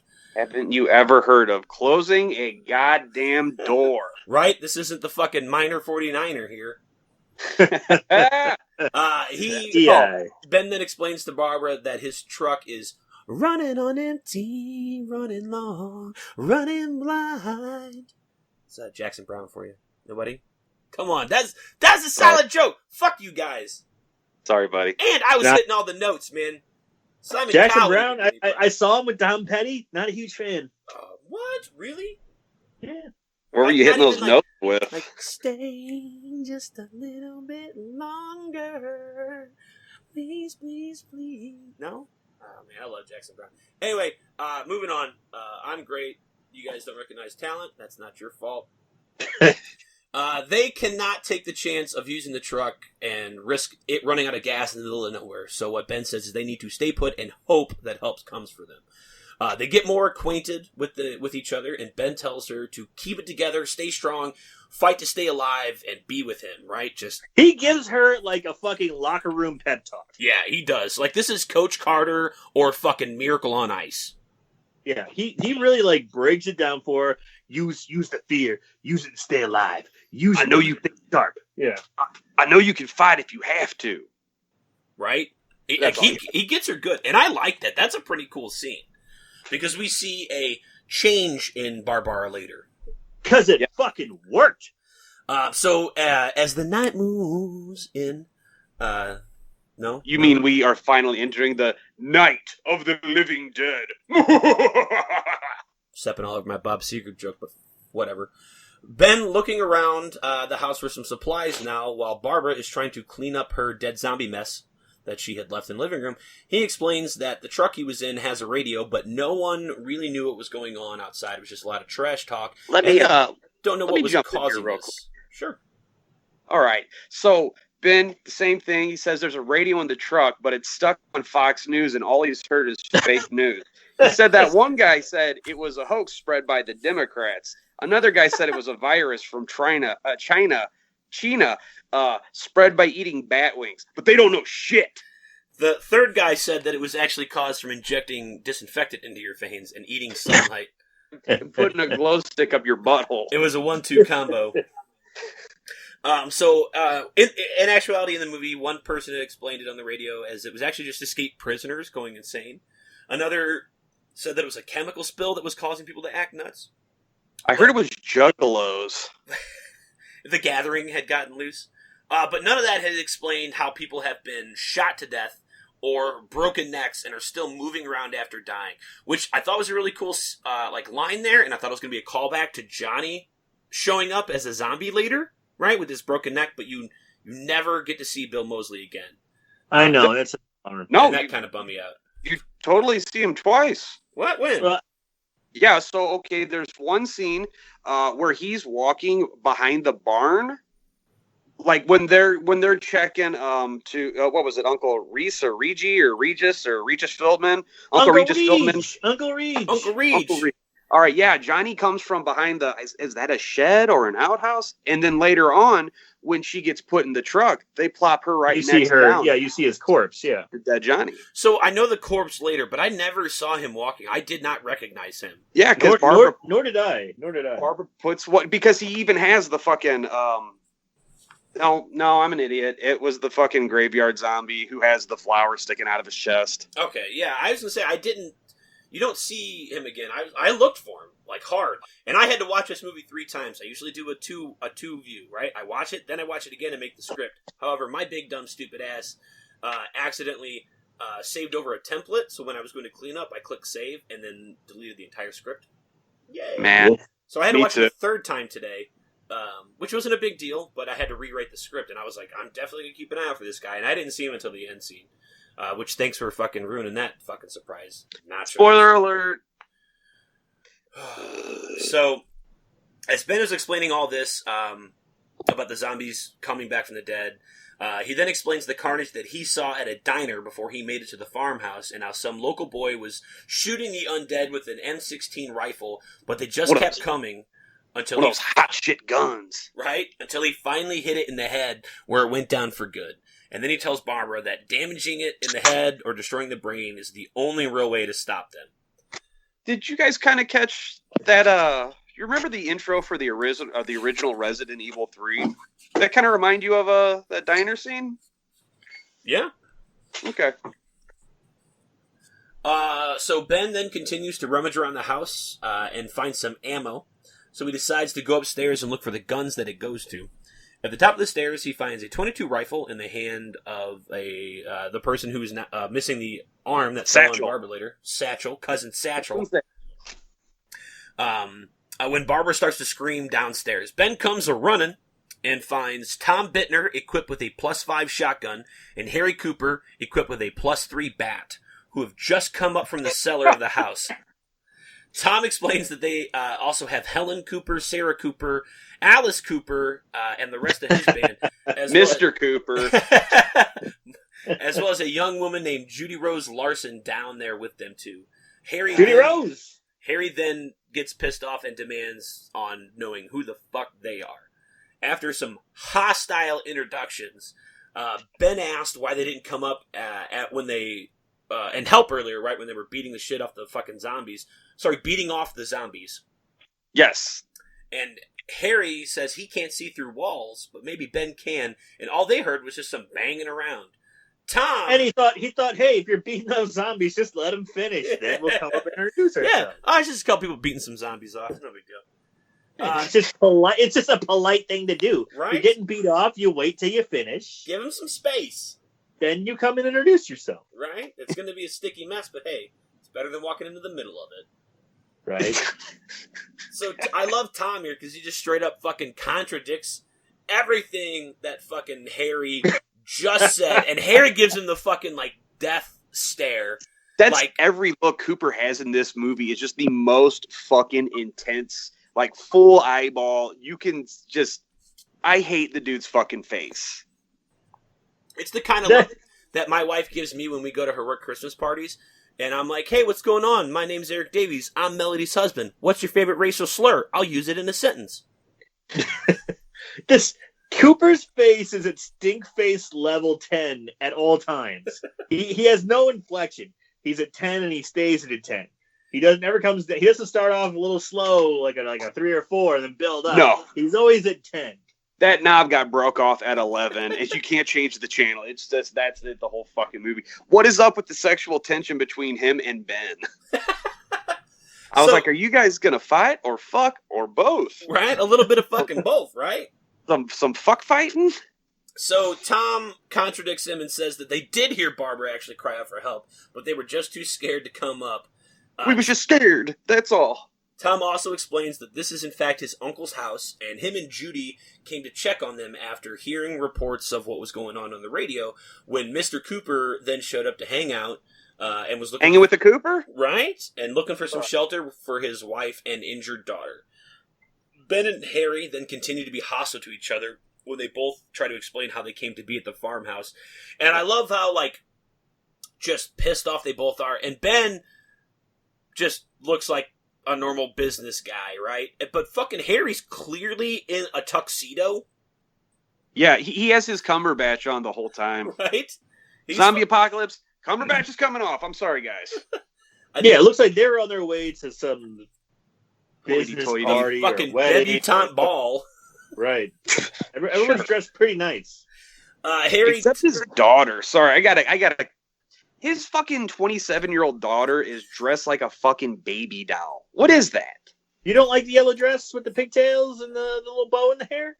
I mean, is she like a stripper or something, and they had to pick her up mid-act, or what's going on? You know. So, Harry tells Ben that his car broke down somewhere on the highway, and they walked to the farm. And Ben explains that his truck, he drove here in his truck, but it's out of gas. Hanging with Mr. Cooper tells him that Evans City is only 5 miles away, and they can fucking make it on fumes. But Ben says that it's a fucking war zone there, he came from there, and that it's not a good idea to head there for help. Tom then tells him that his uncle has a gas pump out by the shed, but Tom doesn't know where the fucking key is for it. Ben insists that they need to stay put and form a plan, but Harry insists that they need to head down to the fucking cellar and lock in. Helen, meanwhile, keeps calling out for Harry the entire time to find out what the hell's going on upstairs, and he loses his shit. Starts yelling at her. Good. Nag, nag, nag, jeez. To chill the fuck out when Ben decides that fucking enough is enough, and he tells him, obviously, you don't like me, and I don't like you, so let's just stay out of each other's way. Dude, they get up on the wrong foot real fast, real hard. Right? I don't think I've ever had a situation, personally, where I hate a person that quick. I mean, don't get me wrong. I've been around some people, everyone, I'm like, I don't fucking like this guy. But I kind of keep it cool. In an emergency situation, that's probably the best time to keep it cool. Instead of like after 3 minutes of meeting a person saying, I don't like you, Cooper, and I think you don't like me. So why we stay the fuck out of each other's way? No shit, right? I'd fucking do a podcast every other week with a guy that I fucking can't stand, but I get through So let's go to the bathroom and suck each other's dicks off. Also, that's beat off contest. You and me, whoever comes first loses. You break eye contact. Whoever comes first has to go in the basement. We're going to settle this the old Navy way. First guy to die loses. Well, first round starts with an elephant walk. So Tom then continues on with his story about Sarah being hurt and how his uncle had died, but then somehow fucking came back to life and attacked them. Before his cousin then, being so upset at being attacked by his own father, committed suicide. So now armed with the shotgun, he couldn't bring himself to shoot his uncle, so they came up with the idea then to hide in the cellar. And I love it because, like, you know, Tom's like, it was my idea to hide in the cellar, and fucking Harry's like chiming in, he's like, it's a good idea. Yeah. Shut the fuck up, Harry. Cooper is a straight piece of shit. So, as he finishes his story, Barbara looks out the window to see that more zombies have now shown up, and Harry urges them to get into the cellar. But Ben says, no, it's a death trap. He says what they need to do is board up the windows and defend the house, while Harry just continues to argue. Ben is now fucking fed up fully and decides that we're just getting segregated here. Separate but equal. And Ben says that he's the boss up here, while Harry's the boss down there, and they can go hide if they want. Tom then decides to grab Judy Rose and tell her to help out, while Harry warns them that he is locking the door and not letting them down there, no matter how much they beg for it. I'm sorry, man. If I were Tommy, I'd have to fucking flex my dick and be like, look, motherfucker, this is my house. Well, welcome to my house. It's my house, and if you don't like it, you can get the fuck out. Right? Woman? He looked up at me and he said, Goni Goo Goo. I said, your wife's a Bigfoot, isn't she, Gus? Goony Goo Goo, motherfucker. Well, his kids, Sasquatches. Fucking Eddie Murphy. I'm so drunk. While the upstairs crew is working to fortify the house to give it plus 10 armor, we see Helen sitting by the injured Sarah, who is not moving. Harry then tells his wife, Helen, that they've both guns have now somehow made it upstairs, and that they now need to stay put because Harry is not good at fucking keeping his hands on those things. And they are not opening that door no matter how much they fucking beg. He continues to bitch about the yo-yos upstairs, and he uses that phrase constantly in this scene. You bunch of yo-yos! While Helen is insistent they need to get Sarah to the doctor soon. As the upstairs gang continues their construction project, Barbara notices that now even more fucking zombies have shown up, but they seem to be moving very slow, and if they wanted to, they could just run right past them or shoot their way to freedom. Ben, here's the part where they're trying to portray Barbara as being a little rattled, a little wacky, like Judy Rose, like, is she crazy? When she's talking about this stuff, but she seems very logical, very calm, very composed. I don't think they did a good job of making her seem rattled or loopy or crazy. Yeah, she really gives it makes in like a lot of fucking sense. Yeah, she does. It's very much like, look, they're slow. Let's shoot our way to freedom. Because Ben even's like, yeah, I want to get out of here, but I think we should at least stay. Because I would have changed the line to like, we at least need to fucking stay till daylight, right? Like, let's not run around in the dark. Or the dawn of the... But, like, yeah, I feel like she's really keeping her composure here. She's a stark contrast to Barbara in the original, who just went catatonic. Yeah. So Ben agrees that he does want to get the hell out of there, but he doubles down on staying put, at least for right now. The zombies now have started to break through some of the barricades as the crew continues to keep boarding up the entrances and the windows with doors and tabletops, but the fortifications are now starting to hold. And I like this because they're using whatever they can, right? It's very realistic. Like, you see a hammer and all the nails, then everybody else is using, like, a fucking meat tenderizer. Yes. The broadside of a wrench. Like, that's pretty... I like that a lot. That's, like, thinking on your feet. Yeah. It's not just like, oh, we just happen to have all this construction equipment around, which they could have easily done because later on we'll talk about what's going on upstairs. But, like... I gotta jump in real quick. I thought that was pretty cool. Why is it in every movie when they're barricading windows, they have to do it at like a fucking 45-degree angle? Why can't you just put the boards on level and then build like a proper fucking barricade? Not like some fucking... I get it. You're in a panic. You're in a hurry. But you can still do a good job, goddammit. So because it doesn't look as cool. Yeah, and take your hand and cover half your phone and then turn it sideways. You probably are covering an extra 20% more just by doing it. And they're trying to get surface area, right? It's not just a straight across thing, especially since they're working with limited products. That's just my guess here. You make a good point. So now Ben and Tom have then headed upstairs to look for more wood, but they're coming up short as Ben notices that most of the upstairs has been renovated, and the new material is like just that fucking cheap particle board shit. And Tom's like, "Oh no, it'll hold," and Ben's like fucking punching through it like boom, goddamn Superman. He's like, "No, it won't." Yeah, I do love this scene because Tony Todd, for pretty much until this point, everything he's done has been, "God damn you! Fuck you, Cooper! Come on, Tommy, let's go!" He's just like, he's really intense. And then he smashes his hand through the door and calmly says, "No good." And this is where I said they could have easily tossed aside or explained away like them having a infinite number of tools to utilize in their construction project, but they don't, right? They're just like meat tenderizer, one hammer, a wrench, right. It's not just like, oh, they've got drills and a fucking nail gun and an air compressor. Like, they keep it very fucking minimal and low-key, and I love that. Well, shit, you see Uncle Reed, you think that motherfucker can spring an air gun or nail guns and compressed air? So, while they're doing this upstairs, Tom then finds the TV and sees that they can get any news signals on there, but only the emergency broadcast signal is being sent out right now. That's not what I had in my version. Tom then notes that they will be broadcasting soon, but they don't give a time frame. What do you have in your version? See, my version was all fucked up. It's so Tom and Tony, or Tom and Ben go upstairs, and Tommy finds the TV and he turns it on, and there's a news broadcast showing a bunch of people protesting and waving guns around because they can't go to Applebee's or get their hair cut. The broadcast tells them that they should stay inside, and if you have to go outside, at least stay 6 feet away from other people because the pathogen is airborne, and you don't want to spread that to friends or loved ones. And if they have to go in public, they should wear masks. So No? I didn't have that in mind. I guess that's the European cut. It's just You were watching CNN at the time.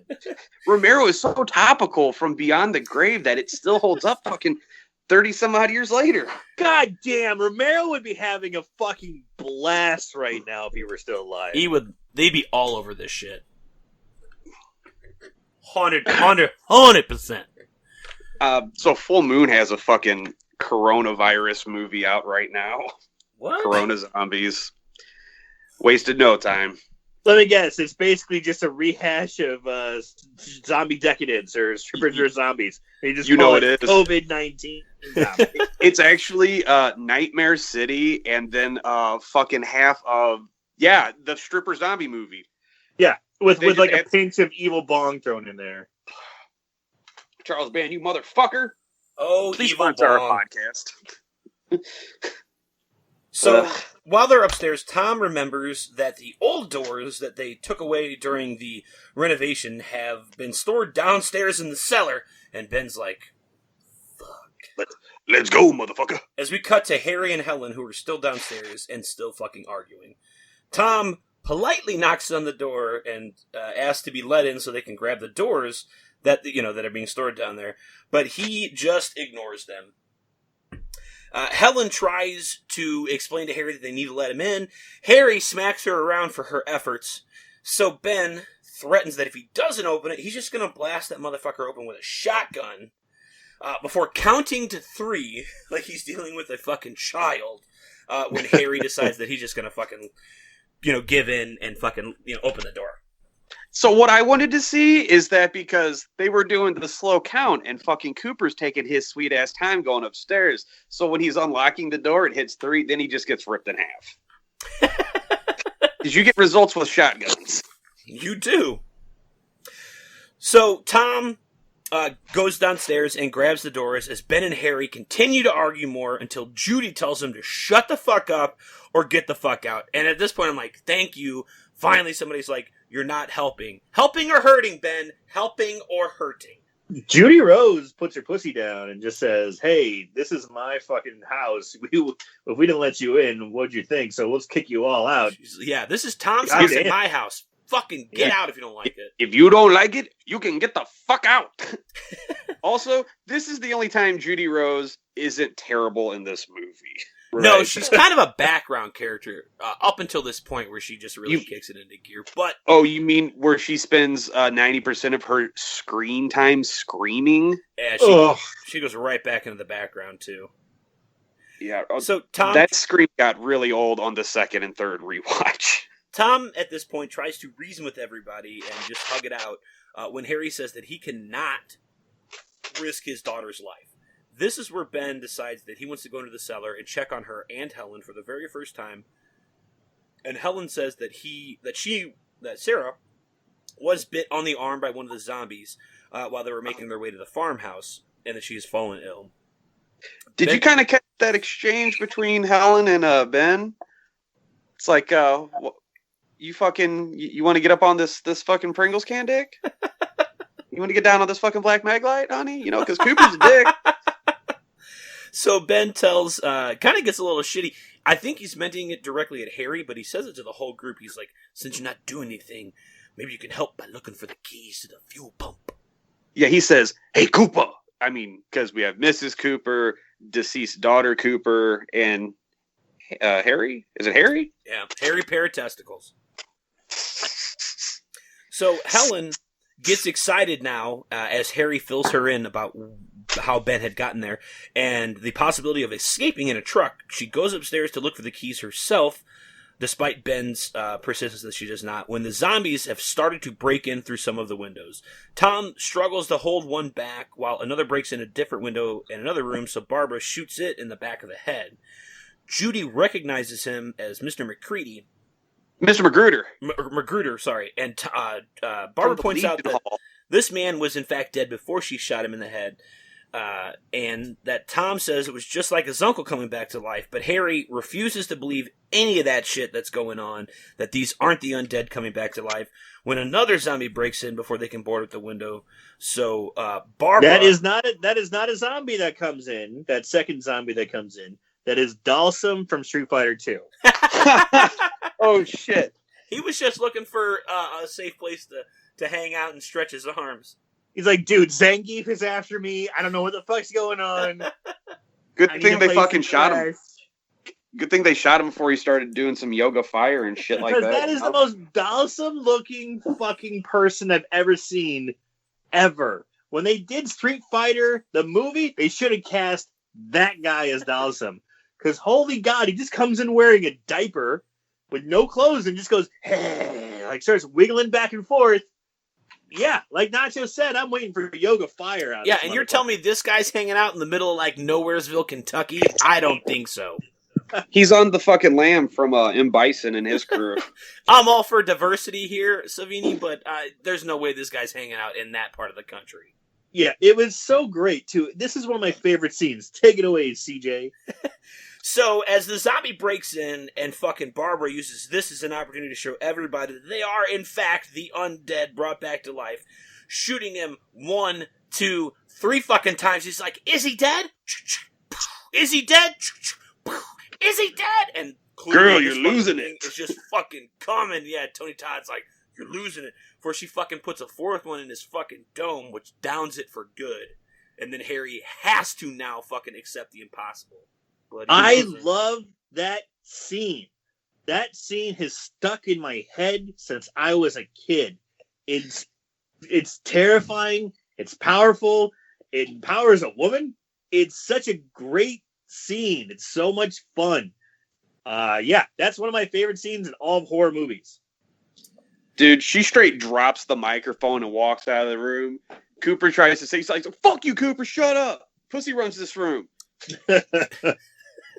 This is a great scene because this is where you get the full change for Barbara. Yeah. And I mean literally, because like right before this, she actually changed clothes into more of less of a funeral attire, dress shirt and skirt kind of thing, or dress pants or something like that, into like fucking like cotton button down and some like khakis. She's wearing a husband beater and khakis. Right.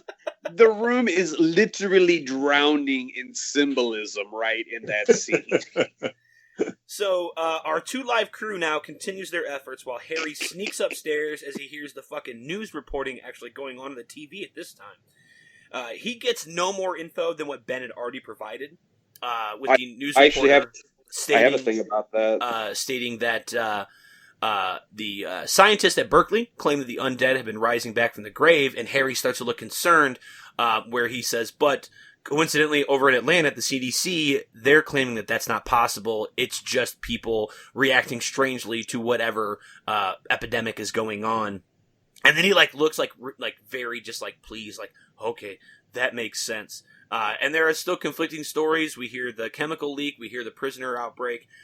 We hear stuff from space, which is kind of a throwback to the original Venus gas from the first one. Yeah, yeah. Which was kind of neat.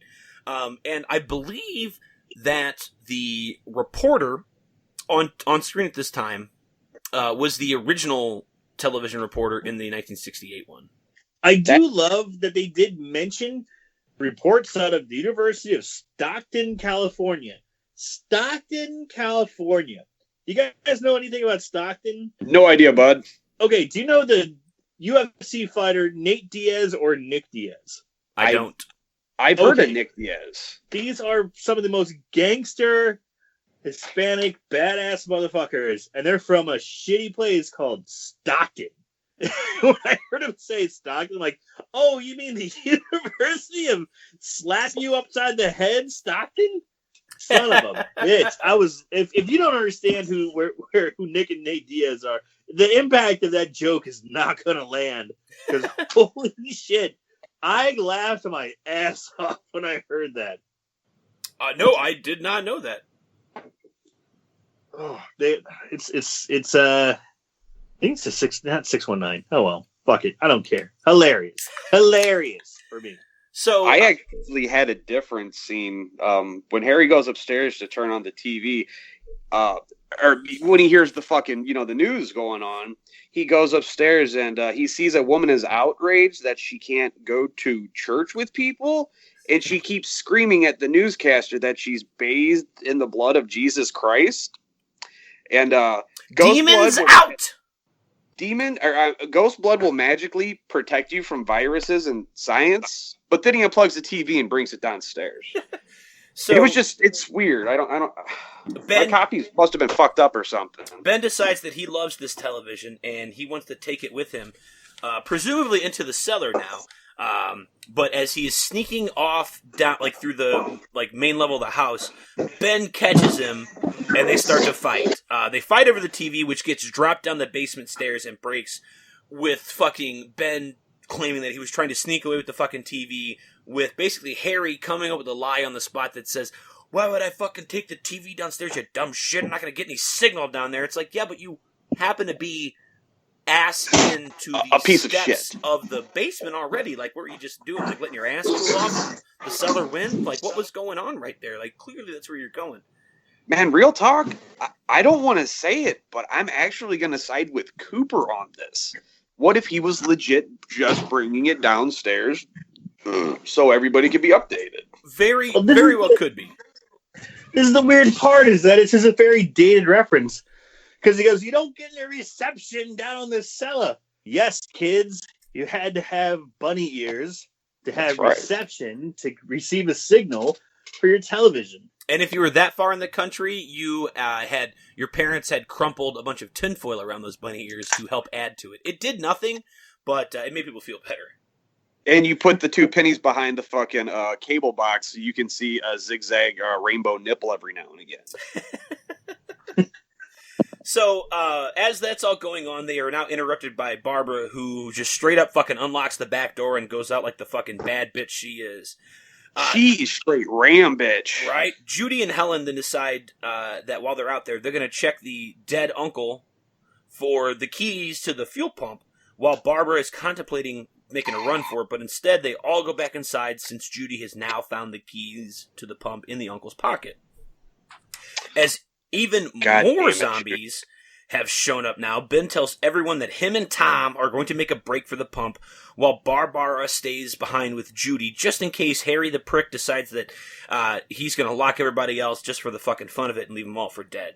Judy, somehow the fucking word wizard that she is, convinces Ben and Tom that getting gas is somehow a 3-man operation. One to drive the truck, one to pump the gas, and one to shoot the zombies. Which, sure, I'm behind that. It makes sense, but I'm just like, I've never heard of getting gas as a 3-man operation. Because here's the thing. When you go get gas with no zombies, is it a 2-man operation? One to drive the car and one to pump the gas? I don't think so, but I get it in this situation, but it just made me chuckle. You know what fucks me up? Judy Rose can drive. It's like, did women not allowed to drive in the 90s? Dad owned a trucking company. She's been driving since she was a kid. It's like a throwback to 1968. It's like, well, no, Judy Rose can drive because maybe 1968, not a lot of women drove. I just wish they'd be like, Judy Rose is a race car driver down in the stockyard. Well, I don't mean to point out the obvious, but apparently Barbara can't since she only knows neutral and backwards. Yes. Now, if Judy Rose is as good as screaming as she is driving, maybe offense would have went down a little differently.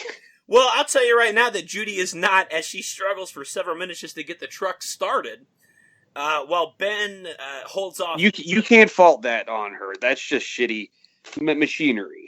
They're on fumes.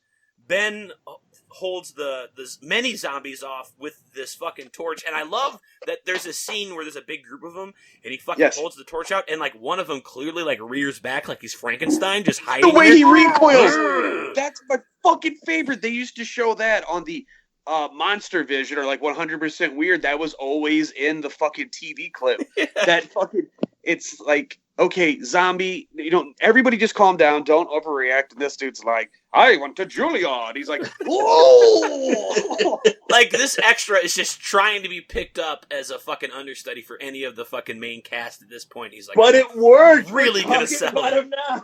Talking about it fucking 30 years later. Dude Fire. did a good job. And I love while he's doing this fucking Ben swinging the fucking torch around, which is basically just a table leg. Move. And Yes. he accidentally sets the house on fire, and then with like one swift fucking motion, puts it out with his hand, like his bare hand. That's badass. Like he's Smaller. fucking storm, just summoning the wind. Just whoosh, it's out. I'm like, damn, that was cool. By the power of Tony Todd's bitch slap. And at this time, where the fuck's Tom with his support, right? They cut to him and he like shoots at like 1 or 2 zombies, as where fucking Ben is just melee attacking like 30 at a time. It's straight up. Tony Todd is fucking Frank West from Dead Rising in that shit.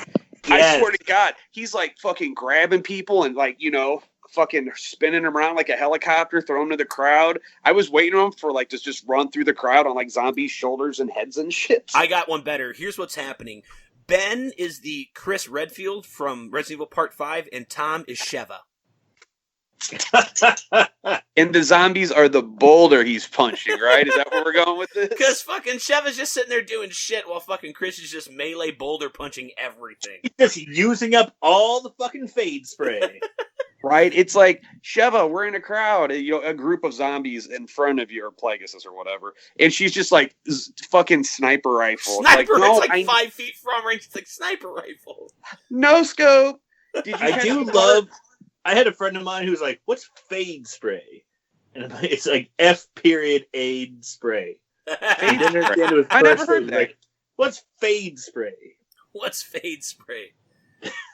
That's good. Did you catch the part where fucking Tony Todd does the Sonic the Hedgehog's spin dash through the fucking zombies, man? Yeah, like he fucking rolls down into him. Right? I think that's when it's coming later. Oh, my bad. Yeah, it's not in this scene, but he does do that. Yes, He holds down B and just. but it is coming right up. So, while all that's fucking going on, Judy finally gets the fucking truck started, and all 3 of them make it for the pump. When Ben fucking Sonic the Hedgehog rolls out of the back of the truck, as fucking Judy's just fucking drifting around the side like she's the kid from fucking Sling Blade. Tom then tells her to go back for Ben, but after they gas up the truck. But, unfortunately, as he's fucking trying to work the lock, he realizes that he has the wrong keys to the lock, and they will not work. So he gets the super good idea to shoot the lock off from point-blank range with the shotgun, which ends up in a fantastic giant explosion, killing him and Judy, while Ben watches from his favorite spot on the lawn. And I think Ben spoke for us all as he's running up towards us, going, "What the hell are you doing?" as he's aiming the shotgun at the gas pump. And we're all just like, huh? Yeah, she's deaf as shit. But Judy Rose, I said he fell out. Why didn't you tell me? I don't know. Why didn't you roll the fucking window down, you stupid bitch? Fuck. I'm pretty sure it was down. Oh, here's they show another a thing. scene. They show a scene of her driving, and you can clearly hear him yelling, "Judy Rose, go back for Ben!" It's just like a woman, just choosing what to hear. So I'm okay with all of that. Here's the part that gets me. He shoots the fucking gas pump. That's fine. Everything works out great, except for it's the torch in the back of the truck is what ignites them, not like a spark from the fucking shooting the gas pump. That worked out fine. It was the torch that was their downfall.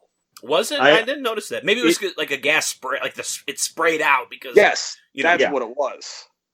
No, and you're right, Nachos. It was the Tony Todd's torch in the back, because when you movie threw torch it in the back, they showed the gas splash on it and cause the explosion. It's not a spark because it's from what I understand, it's incredibly difficult or almost impossible to start a fire from a spark on gasoline.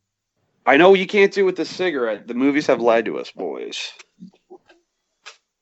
I don't know. We should make it less likely from a spark. I'm not a gasologist. Well, one day. So, with only Barbara now left in the house, by Are herself. you telling me we don't have 2 deaths? We don't have death 2 and 3? Death 2 and 3. I'm sorry.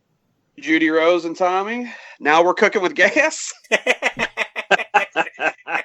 Fucking Bugs Bunny, that shit. So Barbara and the Coopers are the only ones back.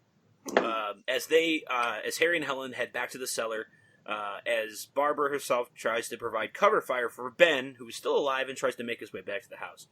Harry then tells Helen to get back to the cellar herself while she finds she makes her way down there and she finds that Sarah is now missing. She's been laying in this same spot all night.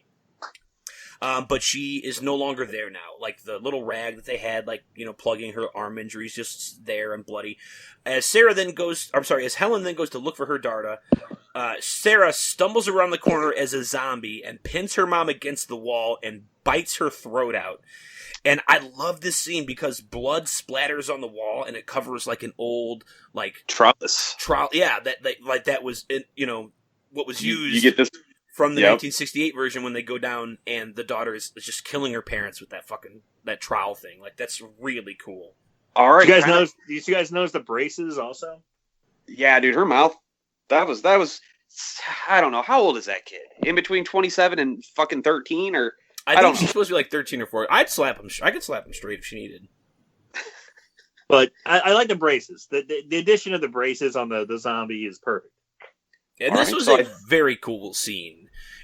You knew that it was going to happen, but you expected the original kind of death thing, and this was very fun. Which is great because it's kind of the opposite. As where earlier we saw a zombie use a rock as a tool, Marshall. In this aspect, instead of the 1968 version, where Sarah is using a tool to kill her parents, she is in fact just using her zombie, instinct and just straight biting them as normal zombies. Her wily charm. Instead of going for the tools. Those braces as a tool. I can do more damage with these fucking chompers than I can that fucking... +5 braces, man. +7 to eating. These teeth are reinforced. My God. See, I never understood this in fucking zombie movies. All right, I'm not saying come over here and somebody try to fucking bite into my head like an apple. Please don't. I don't think you can do that. So why is it if a zombie is a rotting corpse? How can they just Return of the Living Dead when the tar man eats Vic from Friday the 13th Part 5's head? He just bites into it like a fucking like a drumstick, I don't get that. That's weird to me. Shouldn't they have rotted jaws or something? But she's freshly dead. Yeah, I mean, and she didn't eat. She's weakened at Bernie's dead. She can still move. Like Kim Jong-un. So, that's a good one. I mean, he's not dead. What? No, totally he's not. Good. So we've got deaths 4 and 5 here now. That's right. The Coopers. I have kid tested, mother approved. Yeah. That was one of my favorite ones. That's the best. That's fantastic. My runner-up was Taste Just Like Mom Used To. Ooh, but we'll stick with that. We'll stick with that one.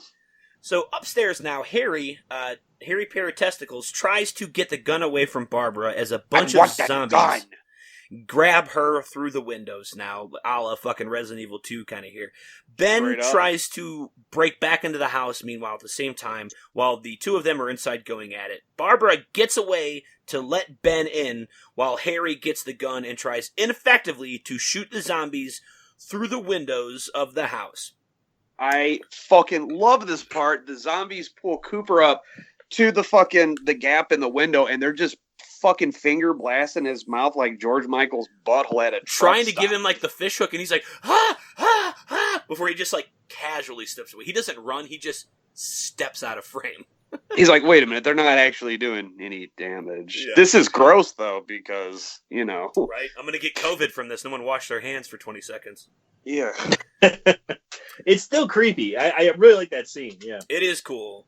So it's like getting bit with a dog that doesn't have any teeth, and it's just like gumming you with a fucking hot dog bun. It's like getting a blowjob from a grandma. Nachos, don't you fucking bring up a dead dog, you son of a bitch! Right? You lint liquor. A perfectly healthy dog that did not take care of its teeth. So while all that's happening, it has a gambling problem. To Harry, Ben now has made it inside as Police Chief Wiggum Zombie tries to get in the door.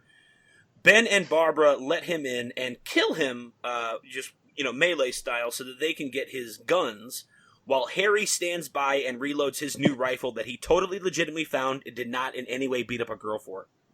Yeah. Way to be a piece of shit, Cooper. As Harry goes to head back to the cellar, Sarah now comes stumbling through doing her zombie walk, and Ben demands that Harry kill her. Harry claims that he cannot be it. He cannot do it. She's not a zombie.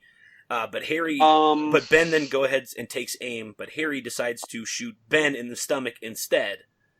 And then we have a good old-fashioned shootout while Barbara kills Sarah with the cop's other gun. Did you say Farva? Farva? No. Oh, Barbara. I'm tripping, dude. And we're back. Oh, Barbar. Barbar. Continue. I'm sorry. Babar, 2 B's. Not back-to-back. Ben and Harry manage to wound each other in the gunfight while Harry goes to hide upstairs and straight up into the attic of the house. Barbara says that they can now make it to freedom, but Ben tells her that he is hurt so bad that he just has to leave him behind. I do love the shootout scene because when they get hit, they're like, ow! But they don't die. Right? And they're like, both fucking wounded. This hurts so bad. Do you know why Cooper won the gunfight? Because he had the higher ground! And I do love the scene where he gets into the attic and he pulls up the drawstring. I was like, in case. Oh, that's clever. And holy shit, why didn't they do that from the start? Right. Also, where was Cooper? Like, where's my wife? What a piece of shit. In Max Brooks' Zombie Survival Guide, one of the first things that they talk about, and reference it constantly in the book, is if there was actually a zombie apocalypse, is to get upstairs, destroy the staircase immediately.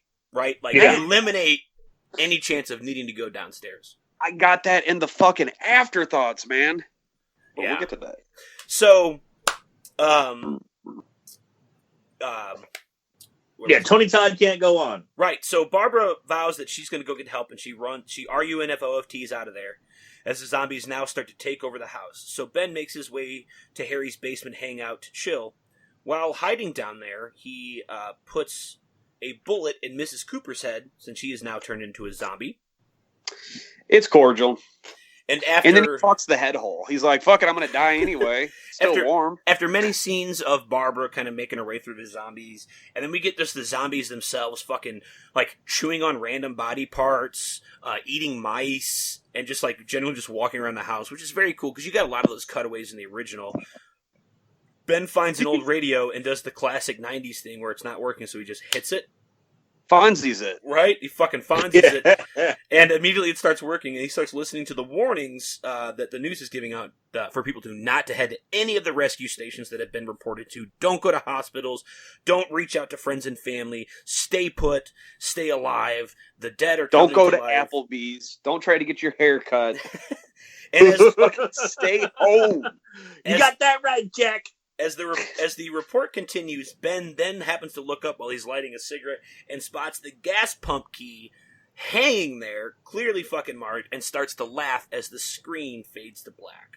He laughs like Billy from Predator. He's like... So later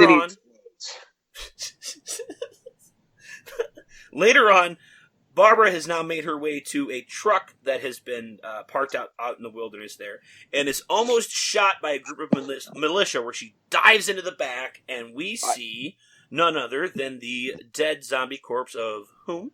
Zombie Johnny. Right. I'm going to jump back real quick. When she's walking away, and then Barbara is doing exactly what she said, which... let's dismiss the woman in this fucking movie. She's just walking and taking the gun for a walk, and you get that one fucking ghoulish zombie chick holding the baby doll. I love, like, when she turns her back is facing the camera, and she goes to shoot it, and like you just get that little, like, fucking poof. It's her brain, a puff. Yeah, that was cool. Yeah, that was. I like how she plays the "Where did you go" game that you normally play with babies, where, like, you step out of their peripheral vision, and, like, the zombie's just, like, slowly turning, like, where did she go? Like, Barbara just moves around her four corners and then gets back in front of her and then kills her. And I do love how after she kills, she's like, ah! Her little freak out. Yeah, that was good. So back to where Barbara was with the militia group now. They ask her what she's doing out here all alone. Then we cut to the next morning, where we see Barbara is now surrounded by several local survivors who have seemed to all team up to hunt these zombies along Just with... the good old boys. Never meaning no harm. Where the fuck are they? Right? Like, the local police are there. There's fucking news cameras and shit that are, like, reporting on the incidents. And they've, like, they're like, lynching zombies and hanging them Doesn't count. They're already dead. And then Dude, they have the bassist of Anthrax wrestling a zombie in a cage? Yeah, dude, there's, like, they got him carouseled like cattle and, like, fucking, like, it's like that scene in fucking, Sherlock Holmes with fucking Robert Downey Jr. where, like, everybody's just, like, around and, like, betting on the boxing match, dude. It's fucking insane how they're just teasing it for fun.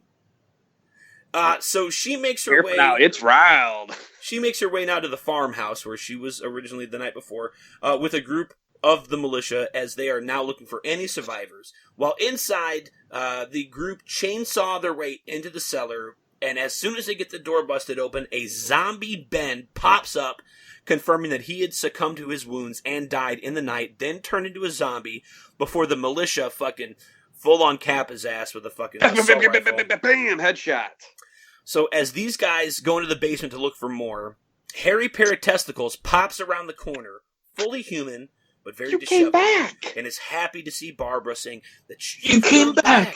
You've come back. You came back. And she is and then fucking she says, shocked. You won't, and fucking shoots him in the face. She is fucking very surprised to see him, and then just without question or even hesitation, shoots him in the head before telling the militia that it's just another body for the fire.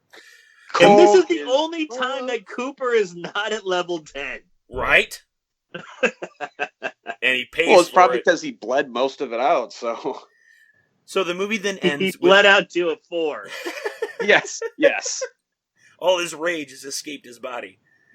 So the movie now ends with Rambo Barbara watching the locals throw bodies on a large fire with while they jump around, hooting and hollering and fucking dance around it. Roll credits. Don't fucking act like we wouldn't be doing that. I mean, I don't think we would. I don't think I mean, would do that. That's uncivilized. I would never do that. Yeah, I don't think I'd be like hooting and hollering going, you! I just shot my neighbor in the face. Dad, you shot Flanders? Or you shot zombie Flanders? He was a zombie? Zombie. So, I mean, that part, no, I wouldn't be doing that, because that's where you get bit, is you fucking jack around in a zombie apocalypse and lose focus. No, I'm not going to play, like, pin the tail on the fucking zombie, or, you know, like, maybe you wrestle with it, but you put a muzzle on it or something. No, I'm talking like the fucking sharpshooting, where they're hanging upside down. Play whack-a-mole with a fucking zombie, you know? It's sticking its head up through the fucking...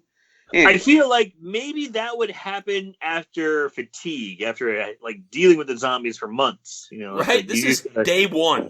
Yeah, exactly. This is day one. You know what? You take the piss out of the fear, and you're good. Alrighty, you guys ready to see a dead body? Yeah. All right. So we've got countless zombie deaths here. I count only the humans that died at this point, and not like, oh, they were humans off screen kind of thing. So we've got 7 human deaths. Count them, 7. Number 1, Johnny, neck and skull broken on a tombstone by a zombie. Johnny has next name. Number 2, Tom stupidly shoots the gas pump while standing next to it with an open flame. They go boom boom. Judy killed by Tom's surprise. See also fire. Number 4, Sarah Cooper zombie bite. Num. She got squatched. Number 5, Helen Cooper bitten by the zombie Sarah Cooper, then shot in the head by Ben.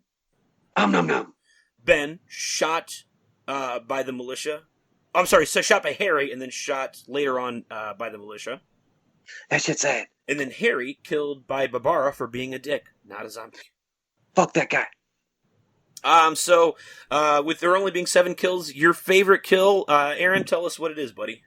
My favorite kill has got to be Johnny to start it off. I do like the fall. I know it was a mannequin. It still looked really good. The zombie who's on top of him is an actual actor, so he's moving around, and the fall whack just smashes into that gravestone, plops to the ground. That it's the best kill in my opinion. Nachos, go ahead. Bitch ass Cooper getting it right in between the eyes. Nothing more needs to be said there. He's a piece of shit. He got what he had coming. He was a nosy bitch, and he got what he had coming. Mine is also Johnny. Pretty much mirroring everything that Aaron had said. I just really like that death. It really sets the tone very quickly for the movie. All right, can I throw you a curveball real quick? Go for it. Best zombie death.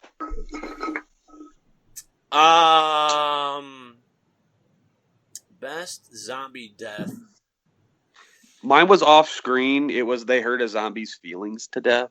It was quite traumatic. It was a cut. Mine would have been Roadmaster Brokeback. Fuck.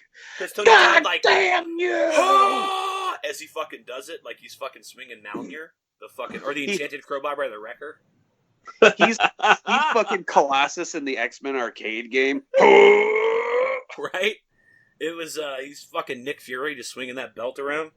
Fucking Papa gonna whoop some ass. Aaron, how Jumping about you? Jumping out of a pool with a lit cigar. I do like also Tony Todd with the enchanted crowbar, but I like the first zombie that he smashes in the kitchen by running towards him and just spiking it into his forehead, and it looked fucking good. It did look good. It looked really good.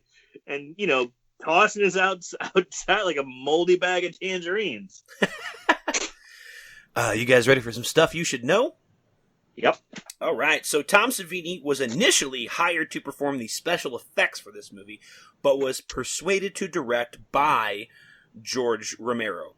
Savini was drawn to the remake because he was unavailable to do the special effects on the original, but did do the special effects on the Dawn of the Dead sequel. And I think he's in it for a second, too, isn't he?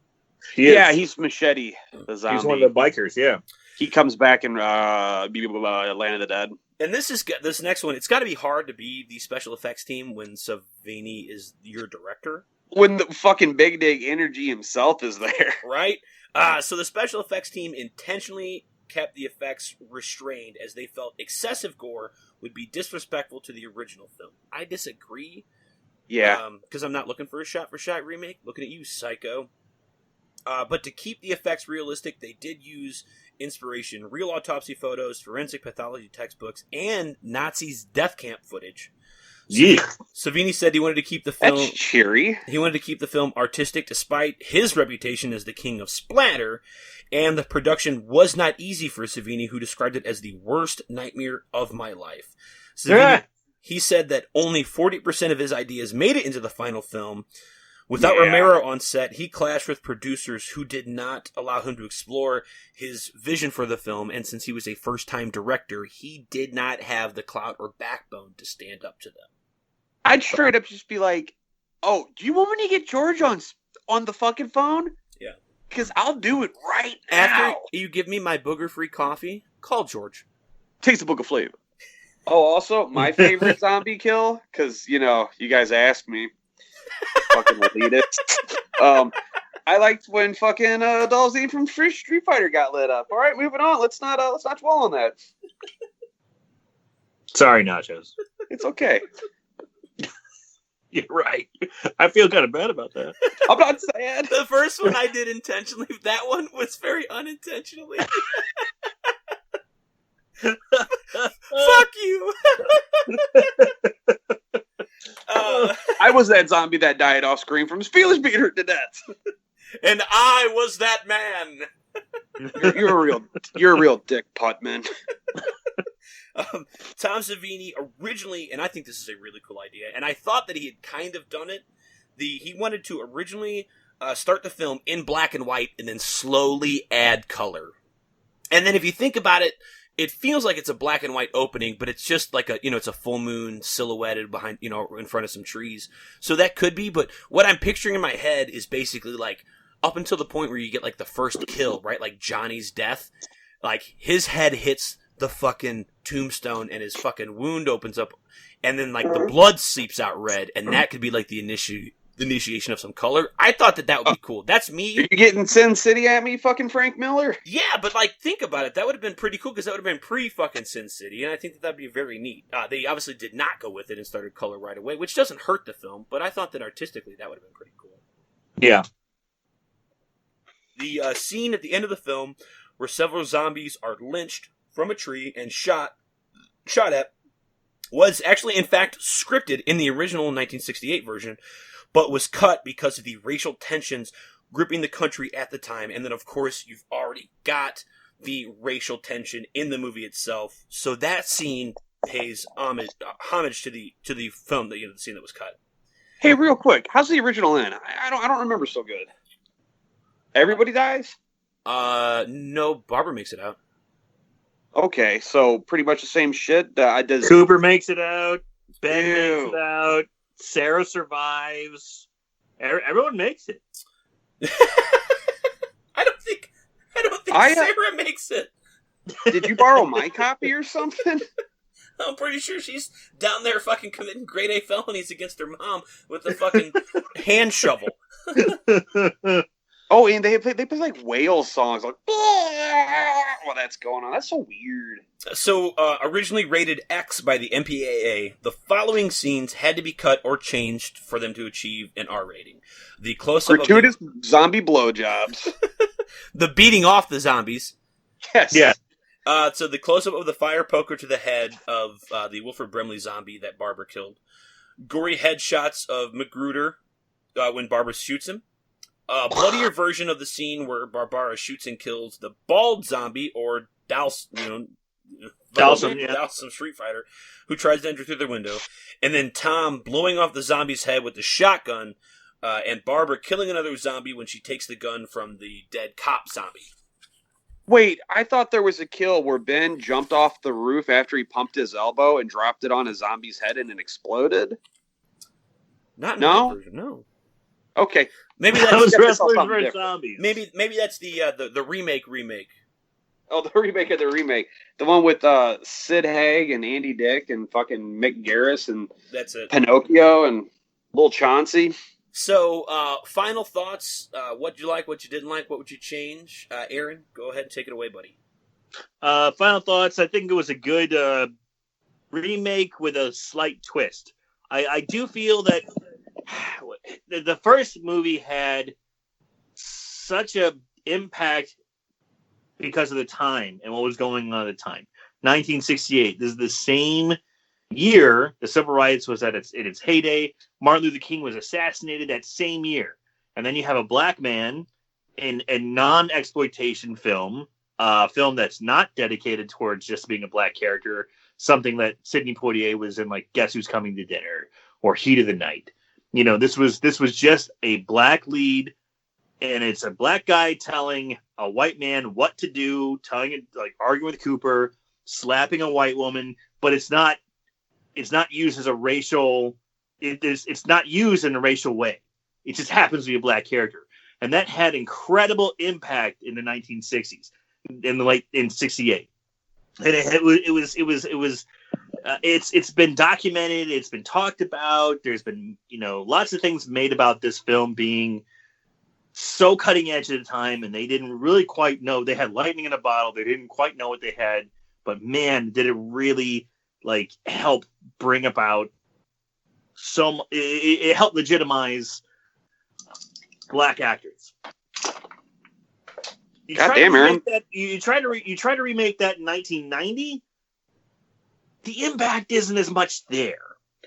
Tony Todd is still, doing a great job, acting very well, and doing the same things that was done in 1968. And it was a great remake, but the impact just isn't quite there yet. Because we got the Arsenio Hall show, we got Oprah Winfrey, we got Eddie Murphy, we've got all these other black icons who were already taken off. So the impact wasn't quite there.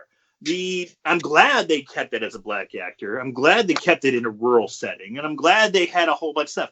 But I think they implanted feminism into this one.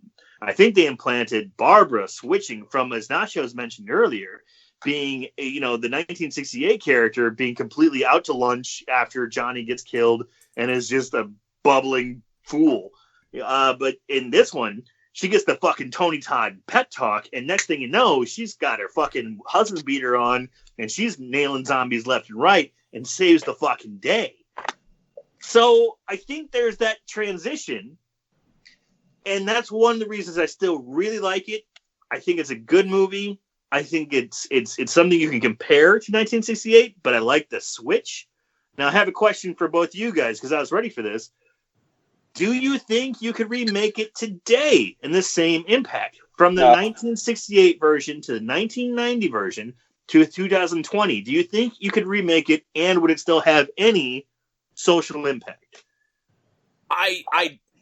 You could, but you basically have to change up the formula, or at least essentially go all female cast with a few guys, or go all black cast with a couple white people, to essentially try to capture a similar message and feeling. I would think it'd be unnecessary since the original I thought did it so well, and I'll get into that with mine. But you could, but I don't think that it would. It would basically just be a throwaway at this point. The 1990 remake, as well as the later weird, not that it's bad, it's just different, Sid Haig remake, kind of already did what needed to be done, and I don't think that it would be necessary. Nachos? I just want to say this real quick. Aaron, I think that is one of the best responses, and here comes the spooky history. Like, that was well thought out and articulated properly, and nobody screamed boobies or fuck while you said it, so it's good on us. No, you couldn't remake that movie. The fact that they did that in the 90s and that actually kind of worked out. Also, side note, are there whitesploitation movies? It's called The Stooges. Oh, okay. All right. Yeah, it's Beverly Hills Ninja. Okay. No, you couldn't pull this movie off yet again, because like fucking Cincinnati Jeff was saying, every fucking week they're like, oh, it's Night of the Living Dead or fucking 3D or this or that, and just I don't think you could go back to that well and still have an impact. So, Aaron, what is your rating? I think I'd give it 8 damn you to hells out of 10. Nachos, your final thoughts, final changes, and what's your rating, buddy? Okay, so oh my god, it's so bad I'm horny. That's what it was. No, so casting's amazing. The gore's pretty good. The only thing that sucks is we got neutered on some of the gore that could have been, which is such a slap in the fucking dick to Tom Savini, the fucking guru of gore and shit like that. But he was also intentionally keeping it light, or at least that he says. I don't know, man. If you go on YouTube, you can fucking research some of the deleted scenes and shit. They're also included on even the standard DVD has them. Well, hello, Mr. Fancy Pants.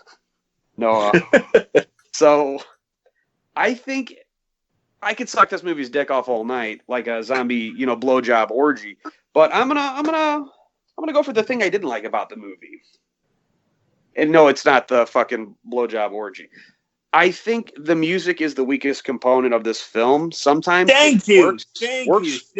Yes, you're totally right. And that's something I wrote down, but I left my notes downstairs and I don't want to wake my baby up. But yes, the music is awful. So sometimes the music works very good and complements the scene, but then sometimes you get a synthed out guitar fucking wailing solo at the end, which is a piece of shit, but I love it. And then sometimes it's cool, like you'll get but I don't know. I love how everybody's in 11. Honestly, I could probably do without Judy Rose screaming so goddamn much. It might actually be a while till I rewatch the movie because of that. I mean, everybody's fucking great. You only get Bill Moseley for a second, but he's the cherry on the sundae. I give this movie 9.5. You shot Mr. Magruders from the Legion Hall. Okay, all right.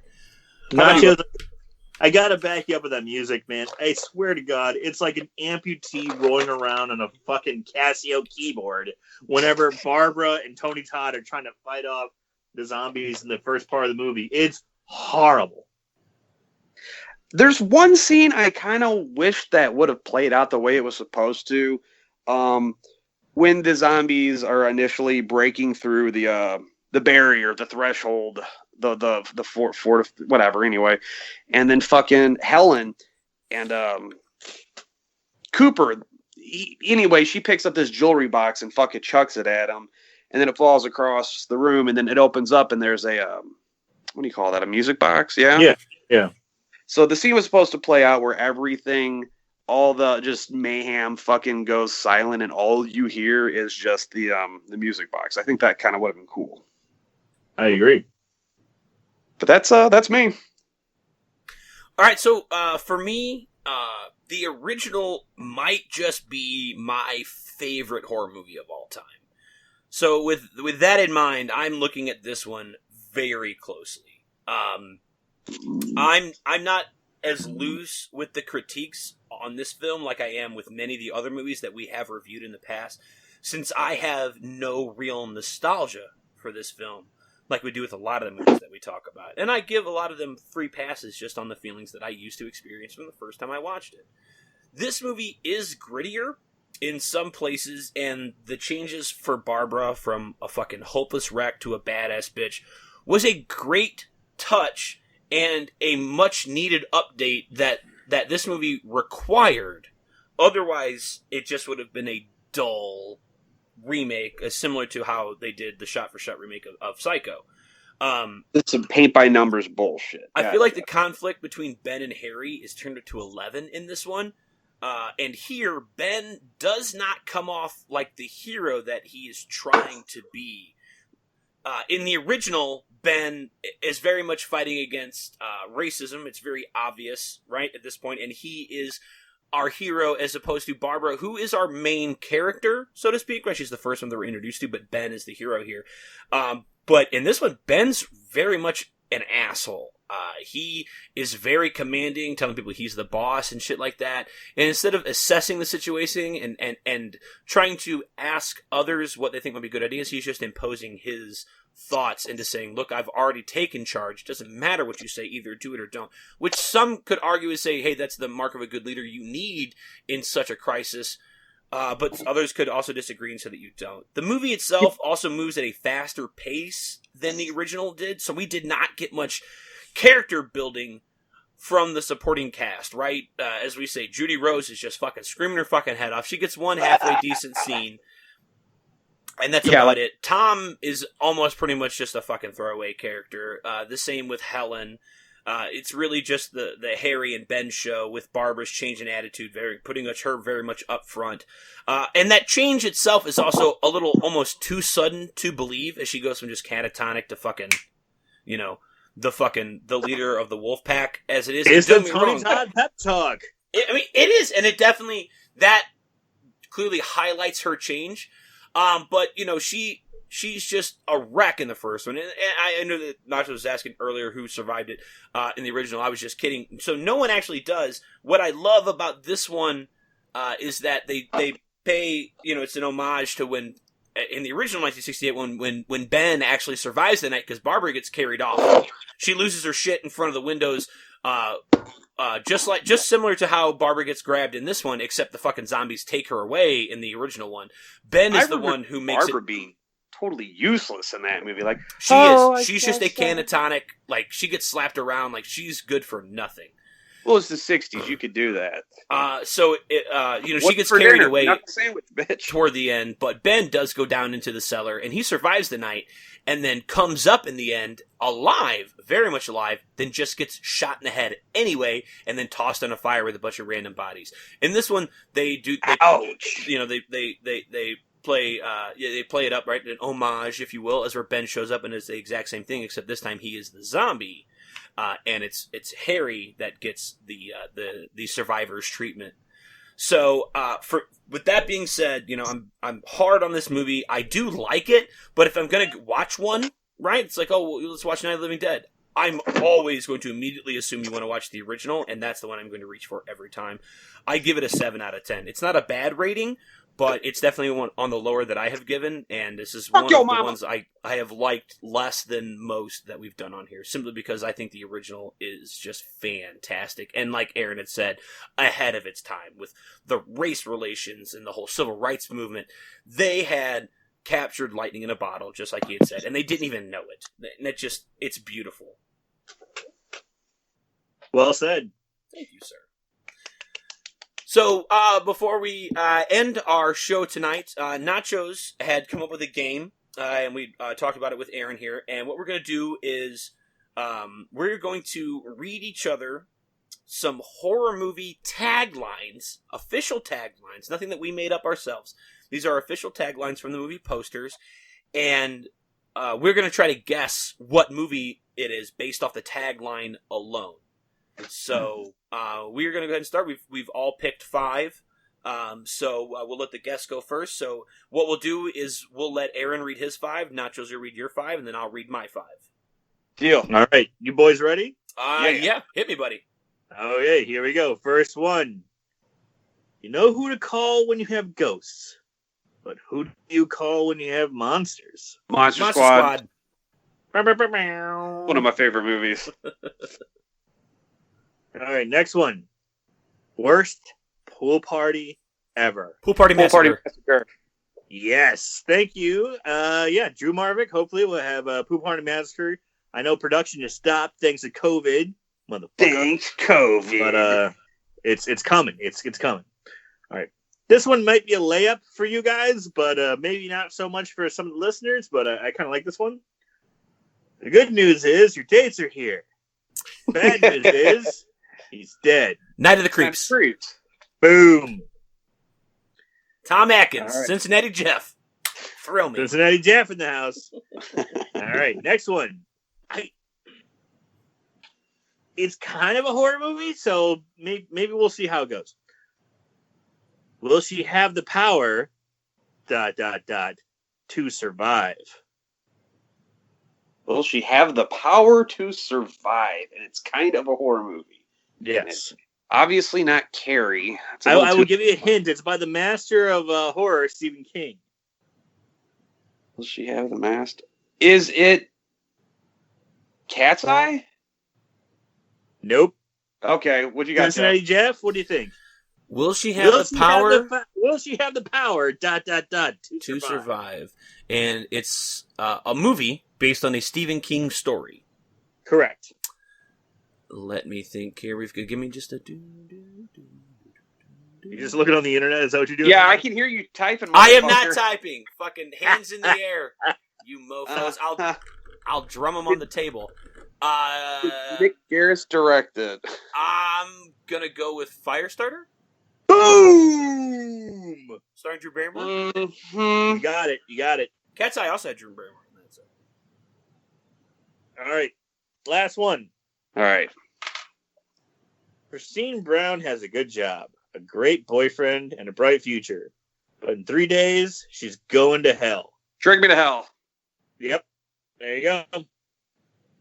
All right, you guys did pretty well, except for Firestarter. That was the only curveball I had in there. You guys knocked it out of the park. Damn, yeah. I did not. I've not seen Drag Me to Hell, so Nachos got me on that one. Raimi does a lot of shit, but this was actually kind of like his return to horror in a good way. Yeah. All right, Nachos, go ahead, buddy. You're 5. All right. All right. This is a little... fuck it. You'll have a hell of a time.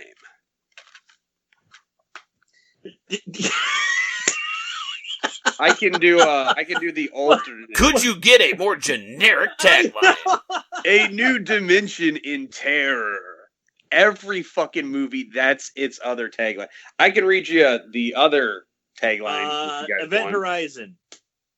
I'll read you the other one. I think this is a little more fair. Sure. Angela's having a party. Night of the Demons. Yeah. There you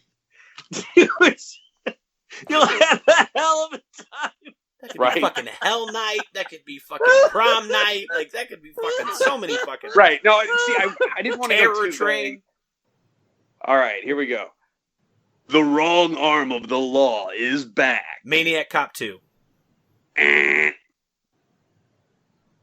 Maniac Cop 3. Maniac Cop 3. Yeah, I was going to go 2 or 3. I knew it wasn't the first one. Because I think this tagline for the second and first one are the same thing. It's like, you have the right to you have the right to remain silent forever. Yeah, that's the Which first is one. awesome. Okay. That's way too vague. I can't do that to you guys. Nothing on that one.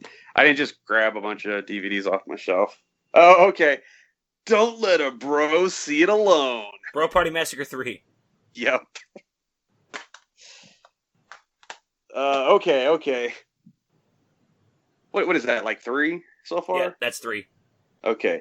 In every neighborhood, there is one house that the adults whisper about. The Birds. Oh, I wish. No.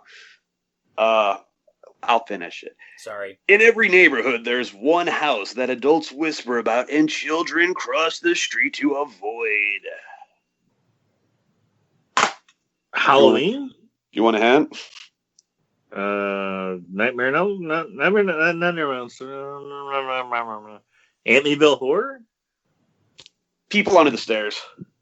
Oh, yeah. Okay, good movie. That's a good one. That's good. God damn, I love that movie. Mommy! The fucking gimp running around. That's fun. That's a good movie. You know, that's the fucking, the dad from, or that's the Rever Werewolf From Silver Bullet. Yep. Who? From Captain Wheelchair What do I got? and Uncle Drunky. The Adventures of He's Captain also Wheelchair and Big Uncle Ed- Drunky. he's also Big Ed from Twin Peaks. Oh, Yes. I didn't watch a lot of Twin Peaks. All right, I got one. Love Twin Peaks. Your last one, Nachos. Go for it. All right. Fuck. It's a really good one, too. It's the same movie, but I'll give you 2 taglines. A 24-hour nightmare of terror, and you'll wish it were only a nightmare. Hint, it's not what you're thinking. Man, I actually came across the You Wish It's Only a Nightmare, but that might be a generic one, so... That sounds pretty generic. It's Generic?